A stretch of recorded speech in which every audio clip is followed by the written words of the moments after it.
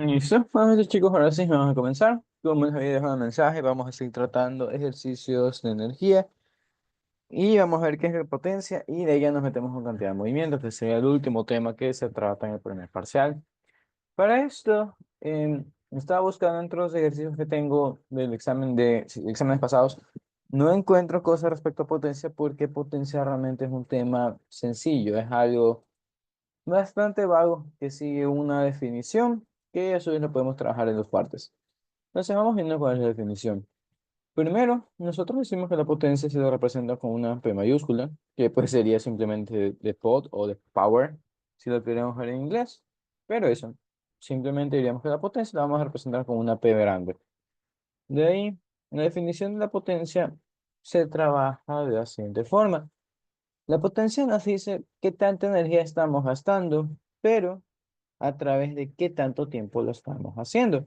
Su forma más vaga sería plantearlo como trabajo sobre el intervalo de tiempo o, como ya se han dado cuenta, de eje cinemática. Nosotros no trabajamos ya divisiones normales, sino que trabajamos relaciones diferenciales. Es decir, esa sería la definición más sencilla que trabajaríamos si estuviéramos en colegio, pero ya dentro diríamos que es una derivada del trabajo respecto al tiempo. Y ahí nosotros podemos meter cualquier cantidad de teoremas que nos den la gana. Dentro de eso, nosotros podemos utilizar la definición de trabajo y recordamos que el trabajo no es nada más que la integral de una fuerza respecto al desplazamiento, donde si es que nuestra fuerza fuera una fuerza variable, pero respecto a la posición, no del tiempo, entonces veríamos que si es que no depende del tiempo, yo puedo sacar esta cosa de aquí de la integral, o mejor dicho, poder resolver la integral, y a la fuerza no le pasa nada, quedaría como una fuerza normal. Pero para evitar confusiones, vamos a tomar la otra definición que es más sencilla cuando asumíamos que la fuerza era constante. De esa forma, nuestro trabajo sería fuerza punto desplazamiento. Hechos ahí, veríamos que nuestra derivada, una vez más, si la fuerza es constante a través del tiempo, no depende del tiempo, sale de la derivada. Si sale de la derivada, nos quedaría fuerza por la derivada del desplazamiento respecto a la posición, pero respecto al tiempo. Entonces estoy ya despertándome. Y esa derivada ahí la conocemos desde las primeras clases. Si nosotros derivamos el cambio de posición respecto al tiempo, eso aquí nos habla de velocidad. De forma que, a breves cuentas, nosotros también podemos decir que la potencia es igual al producto punto entre el vector de fuerza y el vector de velocidad. Ahora, si ven a breves rasgos, nuestra definición, pues es eso, es o una derivada o un producto punto. ¿Dónde está la parte intuitiva de esta cosa? Para mí, la potencia es una representación de la violencia de algún movimiento. Por ejemplo, yo podría tener lo siguiente. Puedo tener una colina extremadamente larga, pero así mismo con una inclinación muy pequeña, vamos a ponerle unos 4 grados a lo mucho. Y yo puedo tener un bloque que se va a deslizar a través de ella. Supongamos que tiene una altura de unos 20 metros. Nosotros conocemos que si es que nada se le opone, no hay fricción ni nada de eso, algún día ese bloque llegará a la parte más baja. Y después de algún día, de algún tiempo, esa cosa ha cambiado su energía potencial, ha ganado energía cinética. Lo importante es que nosotros podríamos decir que aquí siente un trabajo, otra vez un trabajo social, cambio de energía cinética. Si inicialmente estaba con velocidad cero y luego tiene alguna velocidad distinta de cero, pues veríamos que efectivamente ganó energía cinética, que una vez más es lo normal que pasa cuando las cosas pierden altura, gana velocidad. Pero teniendo en cuenta de que era una inclinación muy baja, esto bajó muy lento, tiene un tiempo muy grande, de forma que si nosotros nos pidieran calcular la potencia aquí, veríamos que tengo un cambio de energía cinética, con eso no hay problema, pero tengo un tiempo extremadamente alargado. Como el tiempo fue bastante grande, esta potencia resultaría siendo algo bastante pequeño, porque una vez más demoramos una vida. Y tomando esta noción de que yo la veo como en la violencia de una acción, si es que veo que un bloque demora mucho en bajar, no fue violento, fue muy suave esa cosa de ahí, en comparación al siguiente caso. Imagínense que tenemos la misma altura de 20 metros y en este caso nosotros dejamos caer un bloque directamente en caída libre. Una vez más, partiríamos con una velocidad inicial de cero. Al final tendríamos una velocidad distinta de cero. Sería la misma velocidad de acá, una vez más por cosas de energía lo podemos comprobar. Al inicio tendríamos solamente energía potencial, al final tenemos solamente energía cinética, de forma que en ambos casos la velocidad final es igual, y sería la raíz de 2GH. Pero, ¿a eso a qué nos lleva? Viendo que la velocidad en ambos escenarios sería la misma, entonces podríamos decir que delta K aquí es igual al delta K de acá. Ambas sienten el mismo trabajo, y en este caso el trabajo lo hizo la gravedad. Pero si me pidieran calcular qué pasa con la potencia en este escenario de acá, diríamos simplemente, mira, mi potencia va a ser igual a, misma definición, delta K sobre delta T. Pero como aquí simplemente lo dejé caer en lugar de que se deslice en una inclinación bastante pequeña, vería que mi tiempo en cambio es muy pequeño. La caída es rápida. Y la caída siendo rápida, pues nos dejaría una división con un número bastante elevado que nos indica que la potencia es grande. Y lo que a su vez, otra vez viéndolo como violencia, veríamos que sí, dejar caer algo y que se rompa es más violento que dejar que algo se deslice en una colina muy suave. Entonces, una vez más, esa es nuestra definición, al menos una vez más, es mi interpretación para ver qué es lo que voy a esperar al final. De ahí, con la otra definición que vimos hace un momento sobre que la potencia también se la puede tomar como el producto punto entre fuerza y velocidad. Esta función de aquí también sirve realmente en cualquier momento. Ustedes no necesitan que les digan explícitamente, aquí puedes utilizarlo porque son definiciones, las pueden trabajar. Por ejemplo, por lo que estábamos diciendo hace un momento sobre el bloque cayendo, vamos a hacer un diagrama de cuerpo libre para ese. Veríamos que nuestro bloque, ¿por qué va a caer? Porque siente una fuerza gravitacional. Diríamos que la fuerza que está aplicada va a ser igual a menos mg en la dirección j. No hay problema con eso. ¿Qué velocidad tiene? Si asumimos que solamente está cayendo hacia abajo, diríamos que pues tiene una velocidad vertical hacia abajo. Y así mismo tendríamos que b va a ser igual a b, pero menos b en la dirección j también. Donde nosotros sabemos que nuestra velocidad es dependiente del tiempo, y más aún si estamos en un movimiento vertical, diríamos que v sub y va a ser igual a velocidad inicial en y más aceleración por tiempo. Cinemática de nuevo. Diríamos que si lo estamos dejando caer, pues esto es cero, y si lo tomamos encima como vector, que realmente es la definición correcta, diríamos que esta cosa, si ponemos positivo hacia arriba, y por eso la fuerza es negativa porque iba hacia abajo, nuestra aceleración pues también sería negativa, tendríamos menos gravedad por tiempo, de forma que cuando yo junte estas dos cosas, una vez más, voy a tener potencia.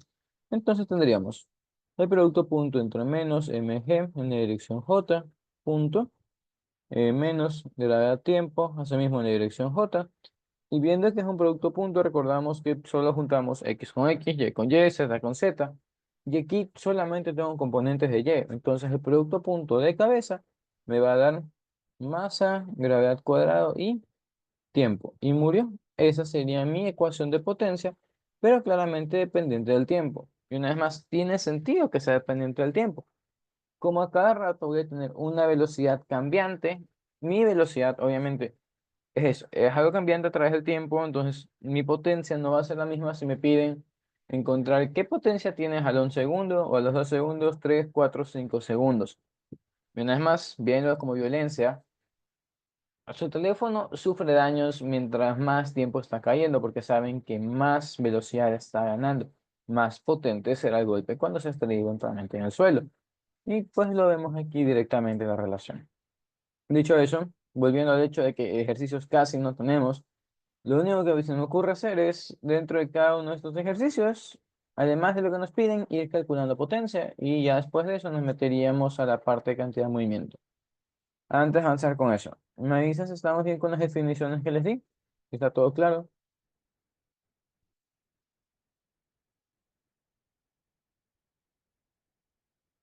Sí, obviamente también se puede integrar. Ya, vamos viendo. Si les dije que la potencia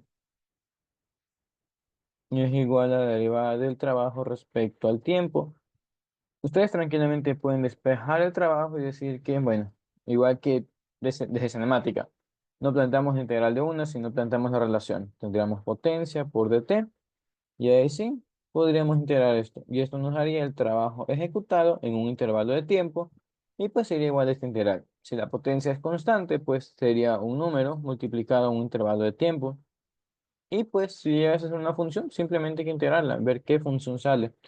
Y de ahí, a través de esa función, pues podemos asimismo hacer lo que nos dé la gana.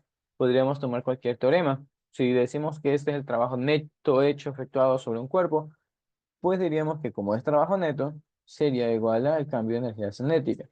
Y de ahí, no sé, si es que estamos en un sistema conservativo, diríamos que este cambio de energía cinética es igual a menos delta U. Y podemos extendernos más. La idea es que simplemente relacionamos esto con energía a través de derivadas, a través de productos juntos y bueno, a través de divisiones simples, si lo queremos ver de esa forma. De ahí, una vez más, una intuición al respecto para que lo vean mejor con el tiempo. El libro habla sobre un reloj mecánico, ya sobre estos relojes de péndulo, teniendo en cuenta que pues el tiempo ha avanzado y creo que ninguno de nosotros tiene un reloj de péndulo en casa de esos viejos. Piensen en sus teléfonos, ya ustedes idealmente los cargan todas sus mañanas hasta un 100%. Y supongamos que eventualmente durante el día llega a un 0%. La razón en la que se descargue, pues obviamente depende de qué tanto uso le damos, si el teléfono está en buenas condiciones o no. Pero vamos a plantear el siguiente escenario.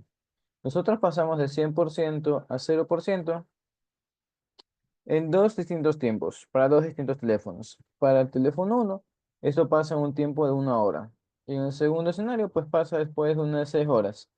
¿Qué es lo que veríamos? Aparte de que el primero es un teléfono que odiaríamos, que como el consumo energético es el mismo que el otro, pero se da en un tiempo mucho más corto, esto implica que nosotros trabajamos ese teléfono con más potencia, estuvimos viciados a eso todas esas horas, qué sé yo, teníamos música, teníamos videos, estábamos descargando archivos, subiendo archivos, brillo al máximo, linterna prendida y demás. Ya fue un desgaste bastante potente a ese teléfono en comparación al de acá, que si bien sufre el mismo descargo energético, estaría haciéndolo, pero en un tiempo más prolongado. Pero bueno, viendo que están bien, entonces nada, ahora sí, nos metemos con las ecuaciones por acá. Espera, ese otro mensaje más. Entonces, nada, notan, todo lo que estaba aquí es de exámenes, entonces aunque parezca estúpido, porque son sencillas, son exámenes y ven aquí algo que no recuerdo si les he dicho, un examen no es nada más que una etiqueta. Son ejercicios que eventualmente ustedes hacen en clases y talleres que antes eran de exámenes, entonces son sencillos y en el examen también son sencillos, simplemente es psicológico. Pero bueno, hecho eso de ahí, veamos qué tenemos acá. Nos piden calcular el trabajo neto efectuado sobre este bloque de 1,5 kilogramos para ir del punto A al punto B. Veremos que por punto A es el de arriba, punto B el de abajo. Y empiezan las complicaciones. Nosotros no sabemos si esta superficie es rugosa, no conocemos qué inclinaciones tienen, no conocemos qué cambio de altura hay entre un punto y otro. Y no nos interesa. Enfocándonos en la pregunta, nos piden trabajo neto y nosotros sabemos que el trabajo neto, más allá de tener muchas formas de ser calculado, según los datos que nos dan, que son velocidades y masa, no podemos relacionar directamente con el cambio de energía cinética. Entonces diríamos que esto simplemente es cinética final menos cinética inicial. Y como ya lo hemos trabajado antes, esto sería un medio masa por velocidad final, en este caso la velocidad de B al cuadrado, menos la velocidad de A al cuadrado. Entonces, solamente se basa en evaluar eso de ahí. Y una vez más, notarán que es extremadamente sencillo. No es un error de tipeo, simplemente es porque la física, a diferencia de cálculo, si hacen las cosas bien, es sencilla. En cálculo, si lo hacen rápido, es porque seguramente se comieron pasos. Pero, ajá. Dicho eso, ya calcularíamos que el trabajo neto hecho aquí es de menos 150 joules. Y listo, encontrado. Sería la C. ¿Preguntas con eso?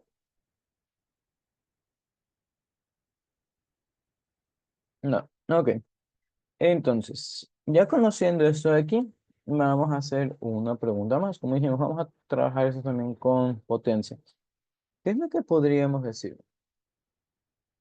Ya, vamos a suponer que todo esto se da en un intervalo de tiempo de unos 6 segundos, entonces nos va a pedir cálculo de la potencia promedio. Y aquí viene más manejo de lenguaje dentro de las cosas que hemos hecho. Así como en cinemática de pre, ustedes les pedían calcular velocidad promedio, aceleración promedio. Cuando nos piden potencia promedio, básicamente nos dicen, ignora la dificultad de todo lo que hayas hecho, establece la ecuación más básica. Por ejemplo, en cinemática, si nosotros tenemos nuestro eje X y por aquí tiempo, Y tenemos movimientos raros, que si subimos de forma parabólica, paramos, tenemos luego un movimiento rectilíneo uniforme, luego otro MRU, luego, está muy seguido, ya. Otro MRU, luego tenemos otro MRV, y terminamos en esta posición. Sabemos que la velocidad promedio es esa velocidad que conecta tanto el punto inicial como el punto final en un solo movimiento. Así nosotros ignoramos el hecho de que tuvimos complejidad aquí, complejidad acá, complejidad aquí, complejidad acá. Además, es un solo comportamiento lineal, un comportamiento constante. Y lo mismo pasaba con la aceleración. Suponiendo que ahora cambiamos esto como velocidad por tiempo, este vector que une el punto inicial y el punto final, que serían velocidades finales e iniciales, sería la aceleración promedio. Ya, y lo mismo estaría pasando aquí. Veríamos que, una vez más, nuestro vector de velocidad está cambiando constantemente porque cambia la inclinación del sistema. Nosotros, una vez más, no conocemos qué inclinación hay, no conocemos qué pasa aquí, qué pasa acá. Aquí podríamos estimar que es horizontal, pero si nos pidieran la potencia promedio, nos dicen, una vez más, ignora todas las dificultades, piensa que todo fue bonito, constante y trabájalo como la forma más sencilla.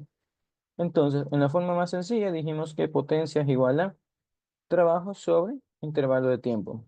Y pues el trabajo ya lo conocemos y solamente habría que dividir. Entonces, nada más haciendo la división para el tiempo que le estoy poniendo de 6 segundos, diríamos que el trabajo va a ser de -25. Y aquí las unidades que no hablamos de eso, pero serían joules sobre segundos, que también las conocemos como watts. Y sería ahí. Y bueno, hecho eso ahí, una vez más, el ejercicio está bastante sencillo, entonces quería que no hay preguntas, por lo que nos vamos al siguiente. Vamos por acá. ¿Qué nos piden aquí? Nos piden colocar un satélite de comunicaciones de una cierta masa en una órbita situada a 24 kilómetros de altura con respecto a la superficie de la Tierra. Conociendo eso, nos piden calcular cuánto trabajo debería realizarse sobre el satélite para ponerlo en órbita. Entonces, ¿qué es lo que podemos hacer aquí? Veríamos que nos está mezclando trabajo con gravitación. Cuando vimos gravitación, les dije que ese tema lo íbamos a volver a visitar en energía. Y si tuvimos una breve introducción, nos había dicho que la energía mecánica en una órbita era negativa. Lo habíamos calculado en esa clase. Y dijimos que era negativa porque numéricamente la energía potencial es el doble de energía cinética, pero era negativa. Y por eso ya, pues, se sumaban, se restaban, como queramos verlo. Y nos quedaba que esto era menos un medio masa, masa, gravedad y por la distancia que nos separa desde el punto de órbita, desde el centro del círculo, básicamente. Entonces, teniendo esa noción de ahí, ¿qué podemos hacer? Vamos planteando las cosas. Diríamos que como nos piden el trabajo que tenemos que realizarle a un sistema, veríamos que esto es un trabajo de entrada. Entonces, esto sería ecuación de flujo. Tendríamos trabajo de entrada más energía mecánica inicial es igual a energía mecánica final. Y esto más energía de salida, trabajos de salida. Veríamos que no nos hablan sobre fricciones, resistencia a aire, nada que nos moleste, nos robe energía, así que trabajos de salida cero. Energía mecánica final sería lo que estamos diciendo por aquí arriba, dependemos solamente de la órbita. Al final, una vez más, esto ya es un resumen y es una ecuación bien planteada, no hay que darle vueltas, ya lo vimos la clase anterior. Y bueno, en lo que respecta a energía mecánica inicial, ahí conviene hacer dibujos. Tendríamos que al inicio nosotros estamos en la superficie de la Tierra. Tenemos entonces una separación respecto al centro del planeta, por lo que aquí nosotros tenemos una energía potencial gravitacional. Pero no solamente eso. Veríamos que también tenemos una velocidad, no, perdón, al inicio estamos en reposo y pues nada, diríamos que solamente tenemos energía gravitacional. Y aquí es donde nosotros le metemos energía en forma de velocidad para hacer que ese cohete salga y se mantenga en una altura constante y pues ahí tenga una órbita y ahí empieza a dar vueltas alrededor del planeta. Entonces, esa sería la forma en que nosotros plantearíamos este ejercicio. Dicho eso, solamente entre muchas comillas toca evaluar las cosas y pues recordar un par de datos. Teniendo en cuenta que no recordamos cuánto vale el radio de la Tierra, vamos a buscar esa cosa. Ajá, es importante. Y veríamos que el radio es de... Vamos a copiarlo por acá. Ya, tendríamos ese radio de ahí. Hecho eso de ahí, vamos a aprender nuestra ecuación y ver qué pasaría. Estamos diciendo que el trabajo que le haríamos sería el trabajo de entrada. Entonces tendríamos que el trabajo in va a ser igual a energía mecánica final menos energía mecánica inicial. Tendríamos entonces nuestra energía mecánica final, como dijimos aquí, sería esa ecuación. Y como estamos hablando del final, pues sería radio final. Y menos energía mecánica inicial. Teniendo en cuenta que al inicio no es más, solo tenemos potencial. Esto sería solamente constante, masa y todo sobre el radio de la Tierra, pero al inicial. Y en este caso, pues, el radio inicial, que es el radio de la Tierra. Hechos ahí, veríamos que tenemos muchos valores constantes, valores que se repiten, entonces podemos sacarlos. Tendríamos como factor común masa del objeto, es decir, el satélite, masa del planeta, constante gravitacional, y nos quedaría dentro de la fracción, bueno, podríamos sacar el menos también. Tendríamos un medio del radio final más 1 sobre el radio inicial, donde aquí veríamos lo siguiente. Primero, el radio final es obviamente algo grande. Siendo el radio final algo grande, entonces lo que podríamos notar es que, pero aquí me comí menos, energía potencial es negativa, recordemos eso. Ya, siendo el radio final algo grande, entonces este número va a ser relativamente pequeño en comparación a este de aquí, que como tiene un radio pequeño, lo dividimos para algo pequeño, nos va a resultar algo grande. Como tenemos algo pequeño menos algo grande y lo algo grande es negativo, esta resta va a ser negativa, de forma que el menos con el menos afuera se cancelan. Y eso lo que nos diría es que si yo quiero lanzar algo al espacio, el trabajo que tengo que hacer es un trabajo aditivo, porque obviamente si tengo algo parado en la Tierra y quiero elevarlo al espacio, no le voy a robar energía. Si le robo energía, no va a salir del planeta. Sería como tener un carro estacionado y robar energía. Primero, está estacionado. ¿Qué energía le vas a robar? Y segundo, si yo quiero que el carro se mueva, no tengo que robar energía, tengo que meterle energía y por eso estamos viendo que la convención de signos está bien. No tenemos problemas con eso. De hecho, eso de ahí, nada, seguiría después de análisis, solamente ponernos a evaluar cosas y tomar un par de datos más. Veríamos que el radio final, como nos dice el problema, se encuentra a 24 kilómetros encima de la superficie, entonces sería 24.000 metros más el radio de la Tierra, que sería eso, pero ya quitando el punto de los kilómetros, tendríamos 6.000, no, pero son 6.000 y algo kilómetros, ya tendríamos que meter 3 ceros más a esta cosa, y ya veríamos que eso pues estaría en metros también. Obviamente vamos a sumar estas cantidades, ver qué nos sale, tendríamos 6, 3 y ya, 9 5 9 metros, no tenemos el radio final. Y de aquí dejaríamos que la calculadora se encargue. Algo más que nos estaría faltando en este momento es conocer la masa de la Tierra. Ya sería 5,97 por 10 a la 24. Vamos a anotarlo.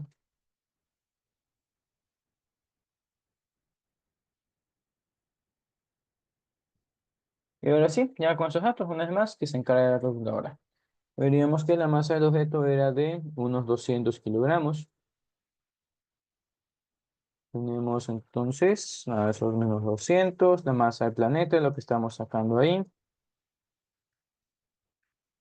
Luego, la constante gravitacional, recordamos que eso es 6,67 por 10 a la menos 11.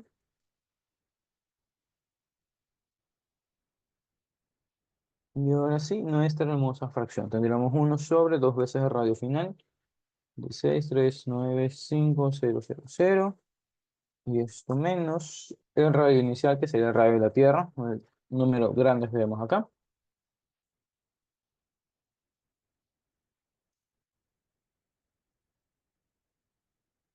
Listo.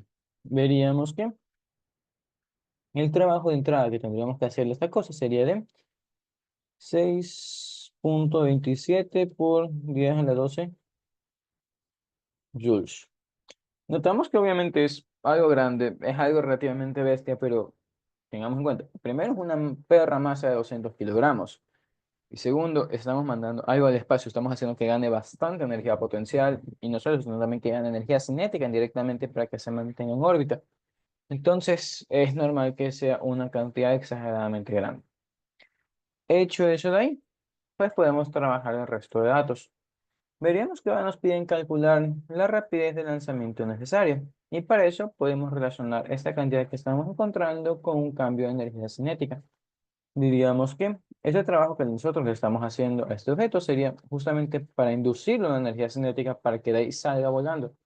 Entonces esto sería igual a un medio masa por velocidad inicial al cuadrado, teniendo en cuenta que estamos al inicio. Y al final de cuentas, como no estamos comparando puntos, podrían dejarlo como B nada más. Dicho eso de ahí, pues solamente, entre comillas, despejar y encontrar la velocidad. Así que vamos planteando eso. Tendríamos que la velocidad va a ser igual a la raíz de dos veces el trabajo que acabamos de hallar sobre la masa. Así que, no, calcular eso.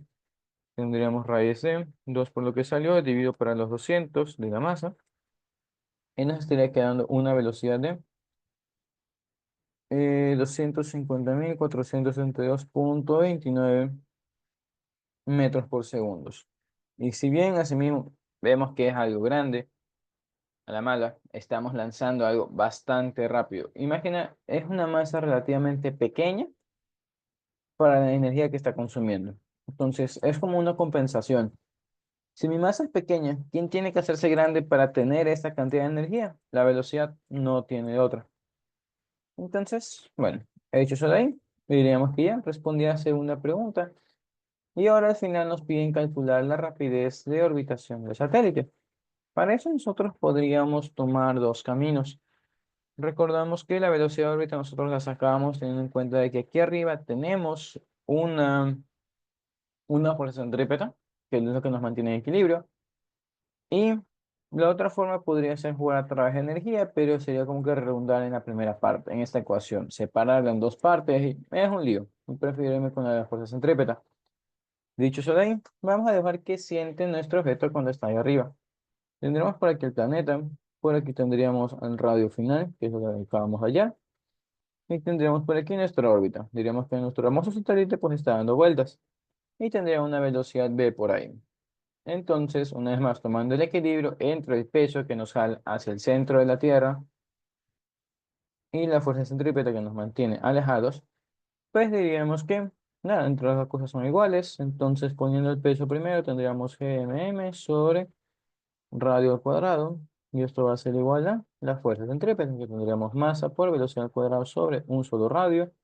Veríamos que se cancela el radio como ya hemos hecho antes, se cancela la masa de nuestro objeto, y finalmente diríamos que la velocidad de órbita va a ser la raíz de lo que sobró, que sería constante, masa del planeta, en este caso Tierra, y el radio final. Conociendo esos datos, entonces calculemos eso de ahí. Y naturalmente, como no estamos alejándonos mucho de la Tierra, son solamente 24 kilómetros, que en escalas espaciales es cosita, es muy pequeño, esta velocidad debería ser asimismo algo bastante elevado. Entonces vamos viendo cuánto nos sale.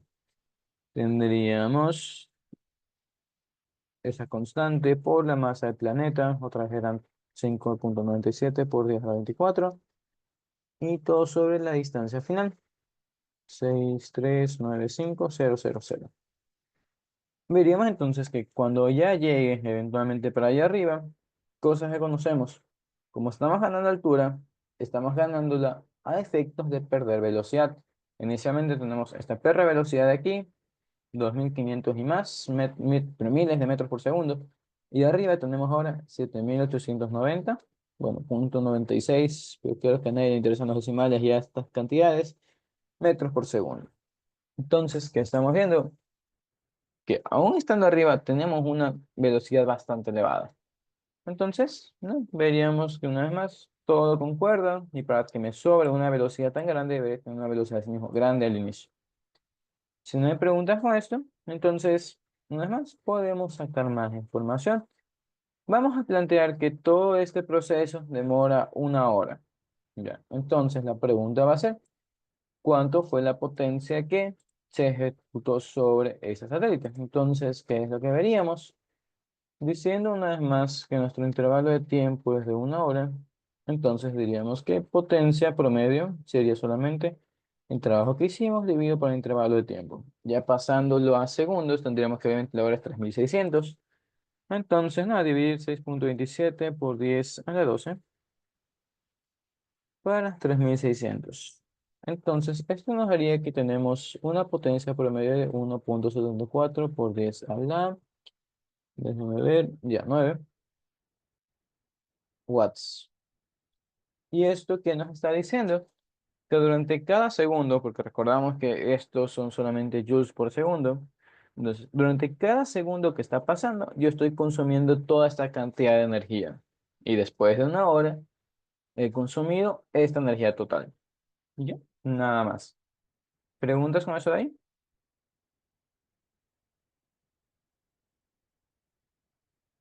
No. Ok. Estando bien, vamos a revisar este de acá, a ver qué sacamos. Y tendríamos lo siguiente. Existe un bloque de 4 kilogramos que pasa por una pista semicircular sin fricción de radio de 4 metros, iniciando con una rapidez de 3 metros por segundo en A y siente una fuerza constante de 10 newtons dirigida todo el tiempo a la derecha. Conociendo eso, nos piden calcular el trabajo producido por cada una de las fuerzas que actúan sobre el bloque al ir desde A hasta B. Entonces, como nos pide recorrido desde A hasta B, vamos a dibujar el bloque en una sección cualquiera para tener una noción de qué pasaría con cada una de las fuerzas. Se me ocurre, vamos a ponerlo aquí. ¿Qué es lo que está pasando con el bloque en esa posición? Nosotros podemos aproximar que en esa posición nuestro bloque está en un plano inclinado, de forma que nosotros podríamos, si quisiéramos, determinar ángulos, determinar fuerzas y hacer un poco de cosas ahí. Pero a priori dibujemos qué fuerza siempre. Primero, y de siempre, tiene masa, entonces tiene un peso. Mi peso, una vez más, por amor a Dios, siempre hacia abajo, jamás hacia el centro del plano. Dicho eso, veríamos que obviamente hay un contacto, se genera entonces una normal. El problema nos dice que no hay una fricción, así que mejor, un problema menos con el que lidiar, pero tenemos una fuerza F que siempre nos jala a la derecha. Entonces, viendo que estas fuerzas van a estar presentes en cualquier lado, podemos empezar a analizar qué es lo que pasa con su trabajo en cualquier posición.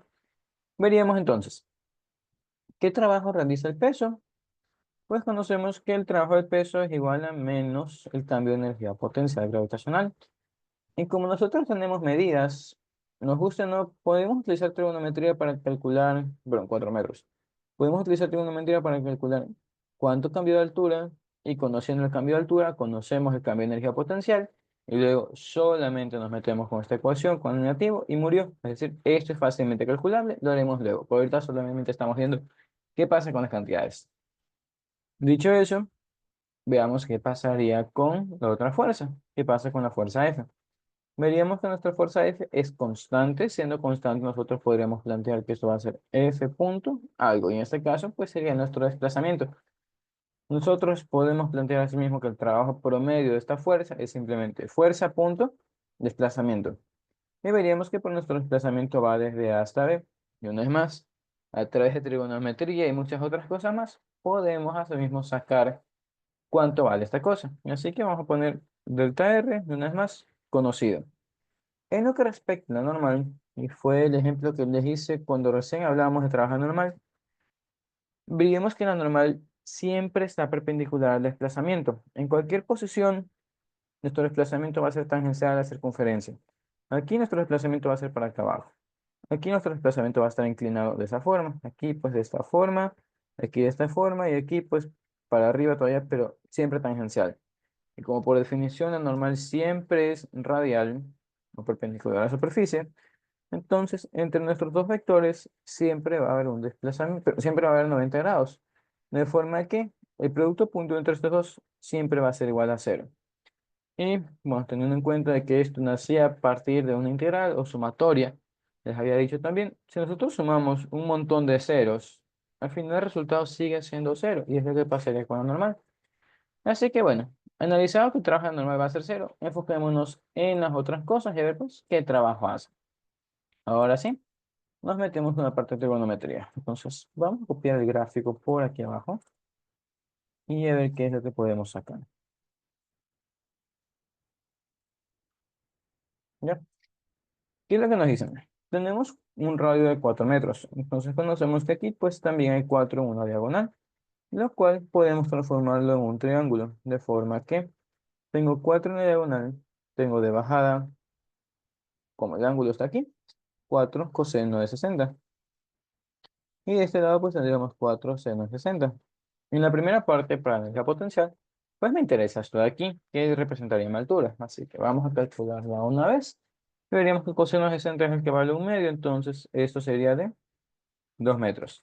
Y si queremos plantearlo a través de como tal el cambio de energía potencial, que fue lo que dijimos, diríamos lo siguiente. Como mi bloque llega hasta acá, o mis puntos de interés son A y B, no me conviene poner un sistema de referencia y igual a cero por aquí abajo, porque aquí no voy a analizar nada. Entonces, de forma más sencilla diría, ¿sabes qué? Y es igual a cero aquí, y desde ahí miro alturas. Entonces, si y sub b es igual a cero, porque estamos en la parte más baja, veríamos que y sub a sería de 2 metros. Conociendo eso, podemos decir que nada, la energía potencial en A va a ser igual a masa de gravedad por 2. La energía potencial en B va a ser cero, porque pues tenemos altura a cero. Por tanto, el cambio de energía potencial gravitacional va a ser final menos inicial. Tenemos cero menos 2 mg. Obviamente nos quedaría menos 2 mg. Y ya conociendo el cambio de energía potencial, diríamos que el trabajo es el negativo de esto y tendríamos 2 mg positivos. Y más allá de los valores numéricos, veríamos que esa es la respuesta. Conociendo eso, analizamos también si el signo está bien o no. Recordamos que el trabajo nos da una noción, o su signo al menos, de si la fuerza realmente nos ayuda a movernos en la dirección que queremos. Y analizaríamos lo siguiente. Estamos pasando de A hacia B, que sería un camino de bajada. Y nuestro peso es justamente una fuerza que nos lleva hacia abajo, la fuerza gravitacional. Y vemos claramente que si me estoy moviendo hacia la izquierda y hacia abajo y el peso me jala hacia abajo, sí está colaborando, así que el trabajo del peso está bien que sea un trabajo positivo. Dicho eso, nos quitamos esto de encima y ahora nos enfocamos en la otra fuerza. Con la otra fuerza, ¿qué veríamos? Voy a dejar el gráfico ahí. Por la otra fuerza, nosotros conocemos su dirección, conocemos que esa fuerza siempre es horizontal, no sé si nos va a valer arriba, pero vamos a poner como FI. En lo que respecta al desplazamiento, veríamos que nosotros tenemos dos partes. Ya, déjenme asimismo quitar los grabados. Ya, ¿cuáles son las dos partes de nuestro desplazamiento? Nosotros podríamos decir que nuestro desplazamiento final no es nada más que la suma de dos desplazamientos. ¿Dónde veríamos? Esta primera zona es sencilla de calcular y diríamos que nos estamos moviendo 4 metros a la izquierda en X. Y nuestro segundo desplazamiento sería esto de aquí, que, oh sorpresa, es justamente el triángulo que calculamos hace un momento. Diríamos que delta Y es menos 2, mientras que delta X sería menos, bueno, 4 por el seno de 60, nos saldría 3,46. Y ya poniendo dentro todo un solo vector, diríamos que este delta R aquí, vamos a poner delta R'. Y diríamos que delta R' es igual a menos 3,46 en I menos 2 en J. Y como a mí me interesa no esta parte, sino todo, pues sumaríamos los dos vectores. Diríamos entonces que delta R es igual a mi primer vector, que es menos 4i, más delta R'. Y bueno, ya cosas sencillas, como solamente tiene esta en X, solo afecta al X, tienes que ir un total de menos 7,46i menos 2j. Entonces, ya conociendo nuestro vector de desplazamiento, ahora podemos plantear el producto punto. Y diríamos que el trabajo de la fuerza es igual a F punto delta R. Viendo que la fuerza claramente se opone a este desplazamiento, su trabajo va a ser negativo. Y no solo eso, veríamos que como este no tiene componente en Y, esta parte no nos interesa. Nos quedamos solamente con esta. Y finalmente el valor sería el menos 7,46 F y en joules. Conociendo eso de ahí, reitero, si nos dan el valor de la fuerza F, podemos calcularlo. ¿Y qué veríamos? Veríamos que tiene 10 newtons. Entonces, sí, podemos decir que esto, ya con el valor de 10, pues directamente nos quedaría que el trabajo de la fuerza es de menos 74,6 joules. Vamos a calcular lo que hicimos arriba también. Tenemos 2 mg. La masa es de 4, pues, tomando gravedad 10, tendríamos pues 80 nada más. El 2 y el 4 y el 10. Tenemos entonces 80 joules. Y por último nos piden conocer cuánto vale el trabajo. Ah, no, nos piden conocer la rapidez en B. Y aquí nosotros podríamos hacer dos cosas. Podríamos trabajar otra vez en la ecuación de flujo para encontrar qué energía tenemos al final. O podríamos decir lo siguiente. Como nosotros ya vemos cuáles son todas las fuerzas en el sistema, podemos calcular cuánto vale nuestro trabajo neto, porque ya calculamos los trabajos de cada una de las partes. Dicho eso, como ya conocemos el trabajo neto y nos piden velocidad, tranquilamente podemos aplicar el primer teorema y decir que esto es igual a delta K. Así que vamos tomando ese camino, que para mí es más sencillo porque ya nos induce directamente la respuesta. Diríamos entonces que el trabajo total, o no quiero utilizar n porque lo usamos asociado para el trabajo normal, sería igual a trabajo de la gravedad, trabajo de la fuerza F y trabajo de la normal. Una vez más, esto era cero. Desde aquí, como esto era 80 y esto es menos 74,6, veríamos que el sobrante va a ser de 5,4 joules. Y no solo eso, como dijimos, como es el trabajo total por teorema, decimos que esto es igual a delta K. Y nos quedaría 5,4 es igual a un medio masa, que la masa era de 4, según vimos hace un momento. Y velocidad final al cuadrado menos velocidad inicial al cuadrado, donde la inicial, como decía arriba, era de 3 metros por segundo. Entonces, solamente terminar de pues, evaluar las cosas, mandar los despejes que necesitemos y al final sacar la raíz. Dicho solo ahí, veríamos que esto se reduce a 2 nada más. Pasamos este 2 a dividir al otro lado, nos quedaría 2,7. Y pasamos este menos 9 al otro lado a sumar. Tenemos más 9 acá. Sería igual a velocidad final al cuadrado. Entonces, velocidad final va a ser la raíz de 11,7. Trabajando eso ahí nos quedaría esperado algo más grande que el inicio. ¿Y por qué sabemos que va a ser más grande que el inicio? Por esta relación. Como nuestro delta K es positivo, esto nos dice que, mira, mi energía cinética al final es mayor que la inicial. Y para que sea mayor van a pasar una de dos cosas. O la masa aumenta y veríamos que como no hay comida regada aquí en el camino, el bloque B no es que va a empezar a tragar y va a aumentar su masa. Entonces, si no gana masa, gana velocidad. Y pues, obviamente, 3,42 es mayor a 3. Así que, una vez más, todo concuerda aquí. Ya conociendo eso, nos piden una pregunta más, que es cuánto vale la fuerza de la superficie en el punto B, nuestro punto final. Entonces, ¿qué veríamos ahí? Como hicimos al inicio, podríamos modelar esa parte como un plano inclinado o directamente como un movimiento circular, como ustedes sientan más cómodos. Vamos a hacerlo con circular porque nos induce directamente a la velocidad, la utilizamos. Nosotros conocemos que en ese punto tenemos una inclinación de 60 grados respecto a la vertical, de forma que nosotros podemos conocer a través de trigonometría cuánto vale el ángulo relacionado al peso. Veríamos que nuestra normal, como siempre, está apuntando hacia el centro de la circunferencia y nos piden hallarla, nos conviene trabajar con planos inclinados. Y de esa forma diríamos lo siguiente. Este eje de aquí va a ser nuestro eje Y. Diríamos entonces que este va a ser nuestro eje X. ¿Y qué más podemos sacar? Sabemos que nuestro bloque se está moviendo. Bueno, primero que nuestro bloque está aquí y está subiendo. Entonces, sabiendo que sube, podríamos poner su velocidad por acá. Pero más importante, veríamos que una vez más el peso siempre apunta hacia abajo.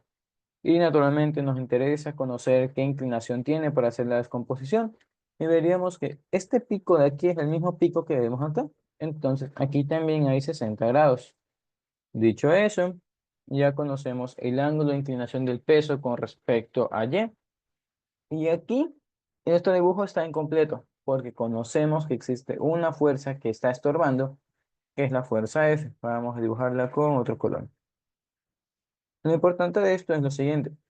Como nos interesa lo normal que está en Y, utilizaremos sumatoria de fuerzas en Y y diríamos sumatoria de fuerzas en Y va a ser igual a masa por aceleración.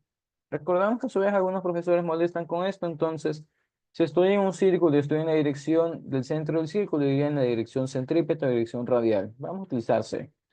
Diría entonces, sumatoria de fuerzas en la dirección centrípeta es igual a masa por aceleración centrípeta y pondremos positivo hacia arriba. Naturalmente, nuestra normal pues le ponemos positivo, era la idea de poner inclinado de esa forma. Tendríamos obviamente un peso en Y que nos lleva a la contraria, pero como decía, esta de aquí estorba, porque como vemos, nuestra fuerza F está metida en ambos ejes. Veríamos que si hubiéramos utilizado ejes X y Y normales, obviamente ahí la fuerza estaba solo en X, porque el problema nos decía que era horizontal, pero no lo hacemos porque sería más jodido al final para encontrar la normal. Así que como estamos tomando otra referencia, ya lo trabajamos desde antes, Veríamos que existe una proyección de esta fuerza en ambos ejes y pues nos tocaría ver cuánto vale. Y aquí lo mismo, aplicamos triángulos. Ya haciendo un problema de desarrollo, veríamos que si aquí hay 60, aquí hay 30, y diría que una vez más, como es desarrollo, ya simplemente metan el valor ahí y ya. Y si quieren quedarse con el ángulo del profesor, pues metan que hay 60 aquí abajo y ya, listo, felices, no pasa nada. Pero bueno, con cualquier ángulo sabemos que no es lo mismo. He hecho eso de ahí. Veríamos que nuestra fuerza esta está intentando ir hacia arriba en Y, entonces sería también una fuerza positiva. Y ya pues eso nos quedaría como masa por aceleración centrípeta. De aquí, cosas que conocemos, ya simplemente ver cómo implementamos las funciones trigonométricas. Una vez más, viendo que el ángulo de aquí está entre el peso y Y, diríamos que peso Y va a ser peso coseno de 60. La fuerza en Y sería fuerza seno de 60 porque está del lado opuesto. Esto sería igual a masa por velocidad al cuadrado sobre radio. Y la velocidad sería obviamente la que encontramos aquí porque era la del punto B en ese momento.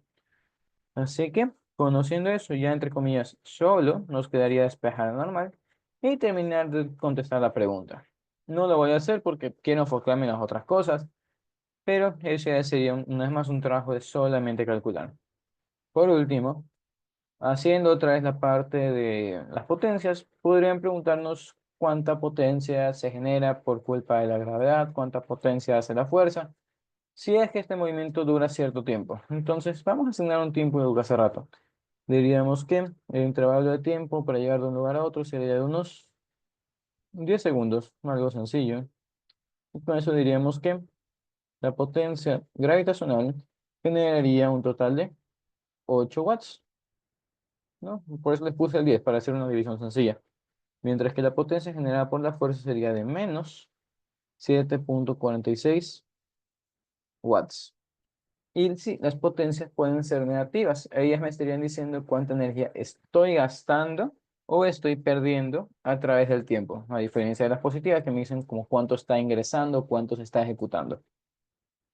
Entonces, hecho eso de ahí, podemos avanzar con los siguientes. Déjenme arrastrar esto un poco más, que me estorba. Ya, vamos viendo hasta aquí, es teórica. Nos dicen, una persona empuja de forma ascendente un bloque sobre un plano liso e inclinado. La fuerza F que aplica la persona es constante y paralela al plano de forma que el bloque sube con rapidez constante. Vamos a dibujar eso de ahí y vamos a tomar el valor que nos están diciendo. No sabemos qué inclinación tiene, no nos interesa tampoco. Nos están diciendo que pues tenemos un bloque y la fuerza proporcionada por la persona es paralela al bloque, va hacia arriba, paralela al plano, va hacia arriba. Y no solo eso, sino que nos dicen que la velocidad es constante. Entonces aquí, ¿qué podemos sacar? A priori, veríamos que como la fuerza está apuntando en la misma dirección de la velocidad que implica la misma dirección del desplazamiento, veríamos que como estas dos cosas van paralelas, entonces el trabajo de la fuerza, sea el valor que tenga, va a ser algo positivo. ¿Qué más podríamos ver? Como la velocidad es constante, veríamos que nuestra energía cinética va a ser también constante. Por lo tanto, el cambio de energía cinética va a ser igual a cero. De ahí, algo más que podríamos ver. Como estamos aumentando altura y sabemos que nuestra energía potencial depende de la altura, pues diríamos que el cambio de energía potencial es distinto de cero y no solo eso, sino que sería positivo. Y por último, si queremos meterle valores, podríamos decir que va a ser más mgh. El problema es que no conocemos cuánto hay la altura y las opciones jamás nos ponen mgh, así que simplemente vamos a concluir que es positivo y nada más. Dicho eso, con análisis previo, ahora sí veamos qué pasa por acá. La primera pregunta nos dice, la energía mecánica del bloque se conserva porque en el roce. Casi. ¿Qué es lo que conocemos? Conocemos que la energía mecánica se ve influenciada por todos los trabajos que se hacen en el sistema. Y como dijimos antes, si es que la energía mecánica se conserva, pues el cambio debería ser cero. Pero a su vez sabemos que el cambio de energía mecánica es igual al cambio de K más el cambio de U, donde el cambio de K es cero, una vez más porque es constante, el cambio de U es algo positivo, y como es distinto de cero, esto equivale a decir que el cambio de energía mecánica es distinto de cero. Y si el cambio de energía mecánica es distinto de cero, obviamente está cambiando, y si cambia diríamos que no se conserva. Por lo tanto, se fue. Y haciendo un poco más de análisis, no se conserva porque tenemos a alguien que está aquí metiendo energía. Entonces, eso de ahí. Yendo con la siguiente que encontramos. Nos dicen que el trabajo realizado por la persona sobre el bloque es negativo y aumenta la energía potencial del bloque.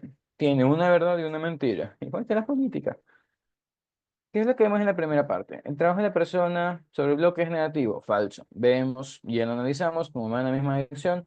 Esto es positivo, así que incorrecto desde ahí. Y la segunda parte sí es verdad, aumenta la energía del bloque, potencial al menos. Pero como nos da una mentira, dañado. Siguiente. El trabajo realizado por la persona sobre el bloque es positivo y la energía cinética del bloque se conserva. Eso está bien. Como nuestra energía cinética no cambia, decimos que sea el valor que sea que tenga, se está conservando, porque jamás está cambiando. Así que, opción correcta. Igual veamos las demás. En la B nos dicen que el trabajo realizado por la persona sobre el bloque es negativo. Y bueno, ya no nos interesa lo demás, porque ya con esto la quitamos. Viendo la última, nos dicen que la persona no realiza trabajo, falso también. Y así, sin mucho análisis, dimos con la opción correcta prácticamente es el inicio. ¿Preguntas con esto de aquí?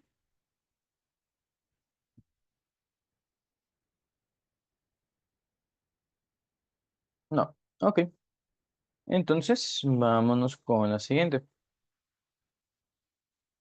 ¿Qué nos encontramos aquí? Tenemos dos objetos de masa MA y MB. Originalmente están en reposo. Se encuentran en la misma ubicación.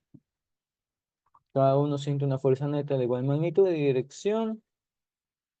Igual magnitud y dirección, lo leí separado, perdón. Los desplazan a ambos a cierta posición de llegada. Conociendo esa relación de masas, nos piden que encontremos qué es lo que pasa por ahí abajo. Así que vamos viendo qué es lo que pasa de aquí.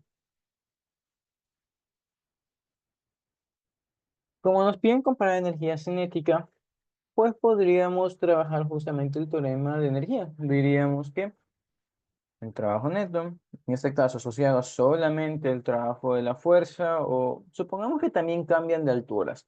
Pero como ambos llegan a la misma posición, veríamos que ambos sienten el mismo cambio o el mismo trabajo gravitacional y bueno, el mismo trabajo de la fuerza también. Conociendo eso, diríamos que esto simplemente va a ser igual a delta K. Entonces, ¿qué es lo que estaríamos viendo? Según lo que estamos diciendo, como el trabajo de la gravedad va a ser el mismo porque, una vez más, ambos pasan de la misma posición inicial a la misma posición final y ambos reciben la misma fuerza que los arrastra a la misma distancia, entonces el trabajo neto va a ser igual para ambos. Dicho eso, si el trabajo neto uno es igual al trabajo neto 2, por continuidad diríamos que el cambio de energía cinética uno va a ser igual al cambio de energía cinética 2. Y no solo eso, aquí nos piden conocer qué es lo que pasa al final. Entonces, abramos esta ecuación. Diríamos que esto va a ser cinética final, bueno, vamos a ponerle A y B. Cinética final de A menos cinética inicial de A, que es cero porque partían de reposo, y es igual a cinética final de B menos cinética inicial de A, que eso mismo también es cero porque partía de reposo. De forma que aquí mismo lo vemos, energía cinética final de B va a ser igual a energía cinética final de A. Ya veremos por qué se cumple esto, pero a priori, viendo la ecuación y siguiendo sus lineamientos, diríamos que no, nadie tiene mayor energía, ambos tienen la misma. Y después de esto nos hablan de rapideces. Y aquí es donde viene el truco en esta parte. Nos están diciendo que las masas son distintas, así que vamos viéndolo de esta forma. Supongamos que ustedes están en algún deporte. Vamos a utilizar el básquet porque es donde más se me ocurre. Por alguna razón del mundo, ustedes son una persona pequeña en comparación a alguien más alto. Ya ahí los ponen a jugar. Naturalmente, el que es más alto tiene alguna ventaja, pero ustedes pueden compensar esa ventaja de altura metiéndole más esfuerzo, haciendo más ejercicio de piernas y además, al final lo que quieren es llegar más alto, no saltan más, que es la principal ventaja que tiene la persona más alta. Entonces, con eso que estamos diciendo, si ambos tienen la misma energía cinética, sería porque el que tiene más masa, pues iría más lento que el que tiene menos masa.